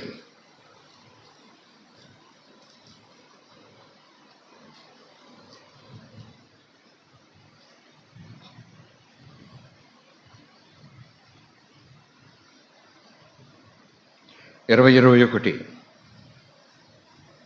మీ బైబిల్లో 3వ అధ్యాయం ఉందా? రక్షణ పొందిన వారు ఎంతమంది ఉన్నారు ఇక్కడ? బైబిల్ చదవడం ఎంతమంది ఉన్నారు ఇక్కడ? ఓకే. నిర్లక్ష్యంగా ఉండకండి. దేవుడు మిమ్మల్ని దీవించును గాక. 21 3వ అధ్యాయం. మన పౌరస్థితి, మన సిటిజన్షిప్. పౌరస్థితి అంటే అది పెద్ద తెలుగు పదం ఏదో అనుకోకండి. మనం ఇండియా పౌరులం, ఇండియా సిటిజన్స్. మనం గవర్నమెంట్ మనల్ని రక్షించాలి, సంరక్షించాలి. దేశం కోసం మనం బ్రతకాలి, దేశం మనల్ని బ్రతికించాలి. అమెరికా పౌరులు, అలాగే దేశాలు పౌరులు, పౌరసత్వం, పౌరులం అంటాం కదా, సిటిజన్షిప్. అలాగే మనము ఏ పౌరులము? మన పౌరస్థితి ఇండియా సంబంధమైనది కాదు, మన పౌరస్థితి భూ సంబంధమైనది కాదు, మన పౌరస్థితి ఈ మట్టి శరీర సంబంధమైనది కాదు, మన పౌరస్థితి ఆత్మ సంబంధమైనది, దైవికమైనది, పవిత్రమైనది, పర సంబంధమైన పౌరస్థితి. స్తోత్రం కలుగును గాక. మన పౌరస్థితి, మన సిటిజన్షిప్ అంటే మనం ఇండియా వాళ్ళు అమెరికా వెళ్ళాను 3 సంవత్సరాలు, మళ్ళీ ఉద్యోగం, ఆఫ్రికా వెళ్ళాను, మళ్ళీ ఏదో ఆస్ట్రేలియా వెళ్ళాను, మళ్ళీ ఇండియా వచ్చాను, మళ్ళీ న్యూజిలాండ్ వెళ్ళాను, మళ్ళీ అక్కడికి వెళ్ళాను. నిజానికి ఇండియా పౌరుడు కానీ అక్కడక్కడ నివాసం చేస్తున్నా. మళ్ళీ ఇండియా వచ్చేయాలి. ఇండియా పౌరుడు, పాస్పోర్ట్ నాది ఇండియా. ఎప్పుడైతే యేసుని నమ్ముకున్నానో నా పౌరస్థితి మారిపోయింది, ప్రత్యేకమైన పాస్పోర్ట్ నాకు వచ్చింది. ఇప్పుడు ఈ లోక సంబంధమైన రాజ్యాల్లో నేను తిరిగిన నా రాజ్యం దేవుని రాజ్యం, నా స్థలం అక్కడ, ఆయన సన్నిధి. మన పౌరస్థితి అక్కడ ఉంది, మన పౌరస్థితి పరలోకమందు ఉంది. అక్కడ నుండి చూడండి, అక్కడ నుండి ప్రభువైన యేసుక్రీస్తు అను రక్షకుని నిమిత్తము కనిపెట్టుకుని ఉన్నాము. ఆయన వస్తాడు. కనిపెట్టుకోవటం అంటే రక్షణ పొందిన మనం రక్షణలో కాపాడబడుతూ, రక్షణ కొనసాగుతూ, రక్షణలో ఎదుగుతూ, రక్షణ సాక్ష్యం కాపాడుకుంటూ, విశ్వాసాన్ని కాపాడుకుంటూ, శరీర సంబంధమైన కోరికలను, అపవాదిని, లోక సంబంధమైన అస్థితులను, ప్రభావాలను కాపాడుకుంటూ నిరీక్షణ కలిగి వెళుతున్నాను. నా రక్షకుడు మధ్యాకాశంలో రక్షకుడుగా రాడు, రక్షింపబడిన, రక్షణ ఇచ్చిన రక్షకుడు, రక్షణలో ఎదుగుటకు పరిశుద్ధాత్మ నాకు ఇచ్చినటువంటి రక్షకుడు మధ్యాకాశంలో నీకు మరలా నా కోసం శాశ్వతమైన రక్షణ ఇవ్వటానికి వచ్చేస్తున్నాడు. Praise the lord. Hallelujah. So మన ప్రభు అయిన యేసుక్రీస్తును రక్షకుని నిమిత్తము కనిపెట్టుకుని ఉన్నాము. సమస్తమును తనకు లోపరుచుకున్న జాలిన శక్తిని బట్టి ఆయన మన దీన శరీరమును తన మహిమ గల శరీరమునకు సమరూపము గల దానిగా మార్చును ఆయన ఆత్మ ద్వారా. ఒక రోజు. స్తోత్రం కలుగును గాక. Praise the lord. హల్లెలూయా. దేవుని మనకి స్తోత్రం. సరే, చివరికి ఆయన పుట్టుక, ఆయన నీళ్లలోకి వెళ్ళటం, ఆయన పరిచర్య సిద్ధపడటం, ఆయన పరిచర్య చేయటం, ఆయన చివరికి మరణంలోకి వెళ్ళే సమయంలో ఆ ఓర్చుకోవటం, చివరికి 3 దినాల తర్వాత ఆయన సమాధి నుంచి లేవటం కూడా ఆత్మబలంతో, దేవుని ప్రణాళిక వల్లే, దేవుని తోడు వల్లే. ఇప్పుడు 2 విషయాలు. సో ఈ మధ్యలో ఏదో జరిగింది. ఈ మధ్యలో యేసు ఏం చేశాడు? 3.5 సంవత్సరాల పరిచర్య అని చెప్తారు కదా పండితులు. ఏం చేశారు? ఆయన బోధ పరిశుద్ధాత్మ గురించి చేశాడు. ఆయన బోధ పరిశుద్ధాత్మ గురించి చెప్పాడు, ప్రత్యేకంగా చెప్పాడు. 3 అధ్యాయాలు చెప్పాడు. 14, 15, 16 అధ్యాయాల్లో యోహాను సువార్త ప్రత్యేకంగా పరిశుద్ధాత్మ ఎవరు, ఎప్పుడు వస్తారు, ఎందుకు వస్తారు, ఎలా వస్తారు, ఎవరు పంపిస్తారు, ఆయన వచ్చినప్పుడు ఏం జరుగుతుంది, మీరు ఎలా ఉంటారు, ఇవన్నీ. లేఖనాలు చదివే ఓపిక తీరిక లేదు. బిజినెస్, ప్రయాణాలు. తినటానికి ఖాళీ లేదు, పడుకోవడానికి ఖాళీ లేదు, బట్టలు కొనుక్కోవడానికి ఖాళీ లేదు, ఇంట్లో పిల్లలకు జ్వరం వస్తే వాళ్ళకి చూసుకోవడానికి ఖాళీ లేదు, ఏం ఖాళీ లేదు. మరి ఏంటి అబ్బా తీరిక లేని బతుకు? పోనీ ఏమైనా సంపాదించామంటే ఏమీ లేదు. ఊళ్ళన్నీ తిరిగేస్తాం, ఊళ్ళన్నీ వెలగొట్టేస్తాం, ఇంట్లో ఉండం, ఇంట్లో అవసరాలు చూడం, మన అవసరాలు చూసుకో, ఆత్మీయంగా కూడా చూసుకోం. ఖాళీ లేదు, తీరిక లేదు. దేవుని బిడ్డ, కనీసం ఆత్మ పొందే దేవుని నీతో మాట్లాడే ఖాళీ ఆయనకి ఇవ్వు. నువ్వు దేవునితో మాట్లాడకపోయినా ఆయన నీతో మాట్లాడే సమయం ఆయనకి ఇవ్వు. స్తోత్రం కలుగునుగాక. హల్లెలూయా. నువ్వు బాగుపడతావు, నేను బాగుపడతాను. ఎందుకంటే ఈ లోకం నిన్ను బ్రతికిస్తున్నట్టుగా, అన్నీ ఇస్తున్నట్టుగా, అన్నీ రాయిస్తాను అంటుంది. కానీ చివరికి ఆయన ఆ లోకం ఇచ్చేది రాయే, ఆ లోకం ఇచ్చేది ఉరి, ఆ లోకం ఇచ్చేది మరణం, నాశనం. కానీ ఇస్తానన్నవాడు ఇవ్వటం లేదనే లాగు నీకు పరిస్థితులు ఉన్నా సరే, ఆయన ముందుగానే నీ కోసం ఏదో ఇచ్చాడు, ప్రాణం పెట్టాడు. స్తోత్రం కలుగునుగాక. ఏదో ఇస్తానన్నాడు, మహిమ. ఆయన అబద్ధమాడాడు. లోకం ఏదో ఇస్తానని ఓట్లు వేయించుకుంటుంది, తర్వాత ఏముండదు. ఏదో చేస్తామంటారు, ఏం చేయరు. వాగ్దానాలు చేస్తారు, ఒట్టేసేస్తారు. దేవుడి దగ్గర కూడా వెళ్ళిపోతారు, ఆలయ దగ్గర దీపాలు వెలిగించేస్తారు, తర్వాత దీపాలు అర్పించే పనులు చేసేస్తారు. కొంపలో దీపాలు అర్పేస్తారు. దీపం వెలిగించి ఇదిగో చందమామని మీ ఇంట్లో తీసుకొస్తామంటారు. నోవే. ఆశపడండి, ఆశ పెట్టుకోండి, కానీ ఆశ అంతా యేసు మీద ఉండాలి. స్తోత్రం కలుగునుగాక. సో 2 విషయాలు ఏంటంటే, ఆయన లింక్ ఎక్కడ? ఆయన బోధ ఊరికే దేవుని గురించి చెప్పుకెళ్ళాడా? లేదు. యోహాను ఏదైతే చెప్పాడో వాచించి యోహాను, అది ప్రభు ప్రత్యేకంగా చెప్పాడు ఆత్మ గురించి. ఆ రిఫరెన్స్లు మీకు ఇస్తాను, ప్రభువులు స్వీకరిద్దాం. యోహాను సువార్త 14వ అధ్యాయం, 15వ అధ్యాయం, యోహాను సువార్త 16వ అధ్యాయం మీరు చదువుకునండి వచ్చే ఆదివారానికి. ఆత్మ గురించే మాట్లాడతా, స్తోత్రం గురించి. ప్రైజ్ ది లార్డ్, హల్లెలూయా. సరే, చివరిగా పోనీ ఆత్మ గురించి చెప్పాడు. మీకు ఇష్టమైతే, మీకు అవసరం ఉంటే, మీకు ఓపుకుంటే, మీకు తీరుకుంటే, ఎందుకు చెప్పాను కదా ఈ మాటలు. అలా ఉంటున్నాయి మన భక్తి జీవితం, అలా ఉంటున్నాయి ఆత్మజీవి. ఆయన పొందండి అంటే నాకు తీరికెక్కడ? ఆయన పొందండి అంటే నువ్వు ఇస్తే కదా పొందటానికి. ఇంకేం అడగాలి చెప్పండి? నాకు ఇప్పుడెప్పుడే అవసరం లేదు. ఇదే నా సంఘ వైఖరి, ఇదే నా ఆత్మ వైఖరి. రక్షణ ఎంత ముఖ్యమో, ఆ రక్షణలో నడిపించుటకు ఆత్మశక్తి అంత ముఖ్యం. రక్షణలో ఎదుగుటకు ఆత్మశక్తి అంత ముఖ్యం. నువ్వు ఇలా కృంగిపోతున్నావు, ఇలా బలహీనపడుతున్నావు, ఇలా బాధపడుతున్నావు, మాటిమాటికి నీ మనసు మారిపోతుంది, మాటిమాటికి నీ కోపం వచ్చేస్తుంది, మాటిమాటికి నువ్వు ఏదో చేసేస్తున్నావు, అయ్యో అంటున్నావు. ఎంతకాలం ఈ నటన కాదండి బాబు. నిజంగా గుండెలు తెరిచి చూస్తే నేను చేయకూడదు అనుకుంటున్నానండి, కానీ అదేంటో కానీ నేనంటాను, ఆత్మశక్తిని పొందు, నీ జీవితంలో మార్పు చూస్తాం. ఖచ్చితంగా ఆత్మ నిన్ను నిలబెడతాడు, పడిపోతాను నిలబెడతాడు. ఒకవేళ నీవు పచ్చిగా మొండిగా నీ కళ్ళు మూసుకుపోయి ఏదో చేసేస్తే, ఒక్కరోజు దేవాని హృదయం నలిగిన హృదయంతో అంటే నీలో ఉన్న మంట నిన్ను మండిస్తుంది, మరలా నిలబెట్టేస్తుంది. కనుక ఆత్మ అవసరం నీకు కావాలి.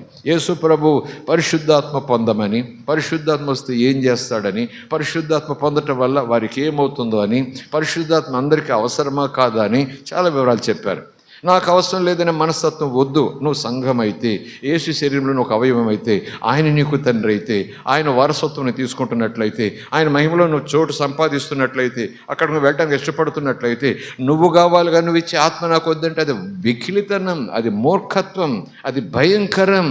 ఆయన ఆత్మ అంటే నా దగ్గర 12 బంగారం ఉంది, నువ్వు 10 తులాల బంగారం ఇస్తే నాకు అవసరం లేదయ్యా అనేది కాదు. అది ఆయన ఆత్మ లేకుండా నువ్వు బ్రతకలేవు. ఇప్పుడే చదువుకున్నాము, ఆయన ఆత్మ నిన్ను మరణంలో నుంచి లేపుతుంది, ఆయన ఆత్మ నిన్ను మృతులలో నుంచి లేపుతుంది.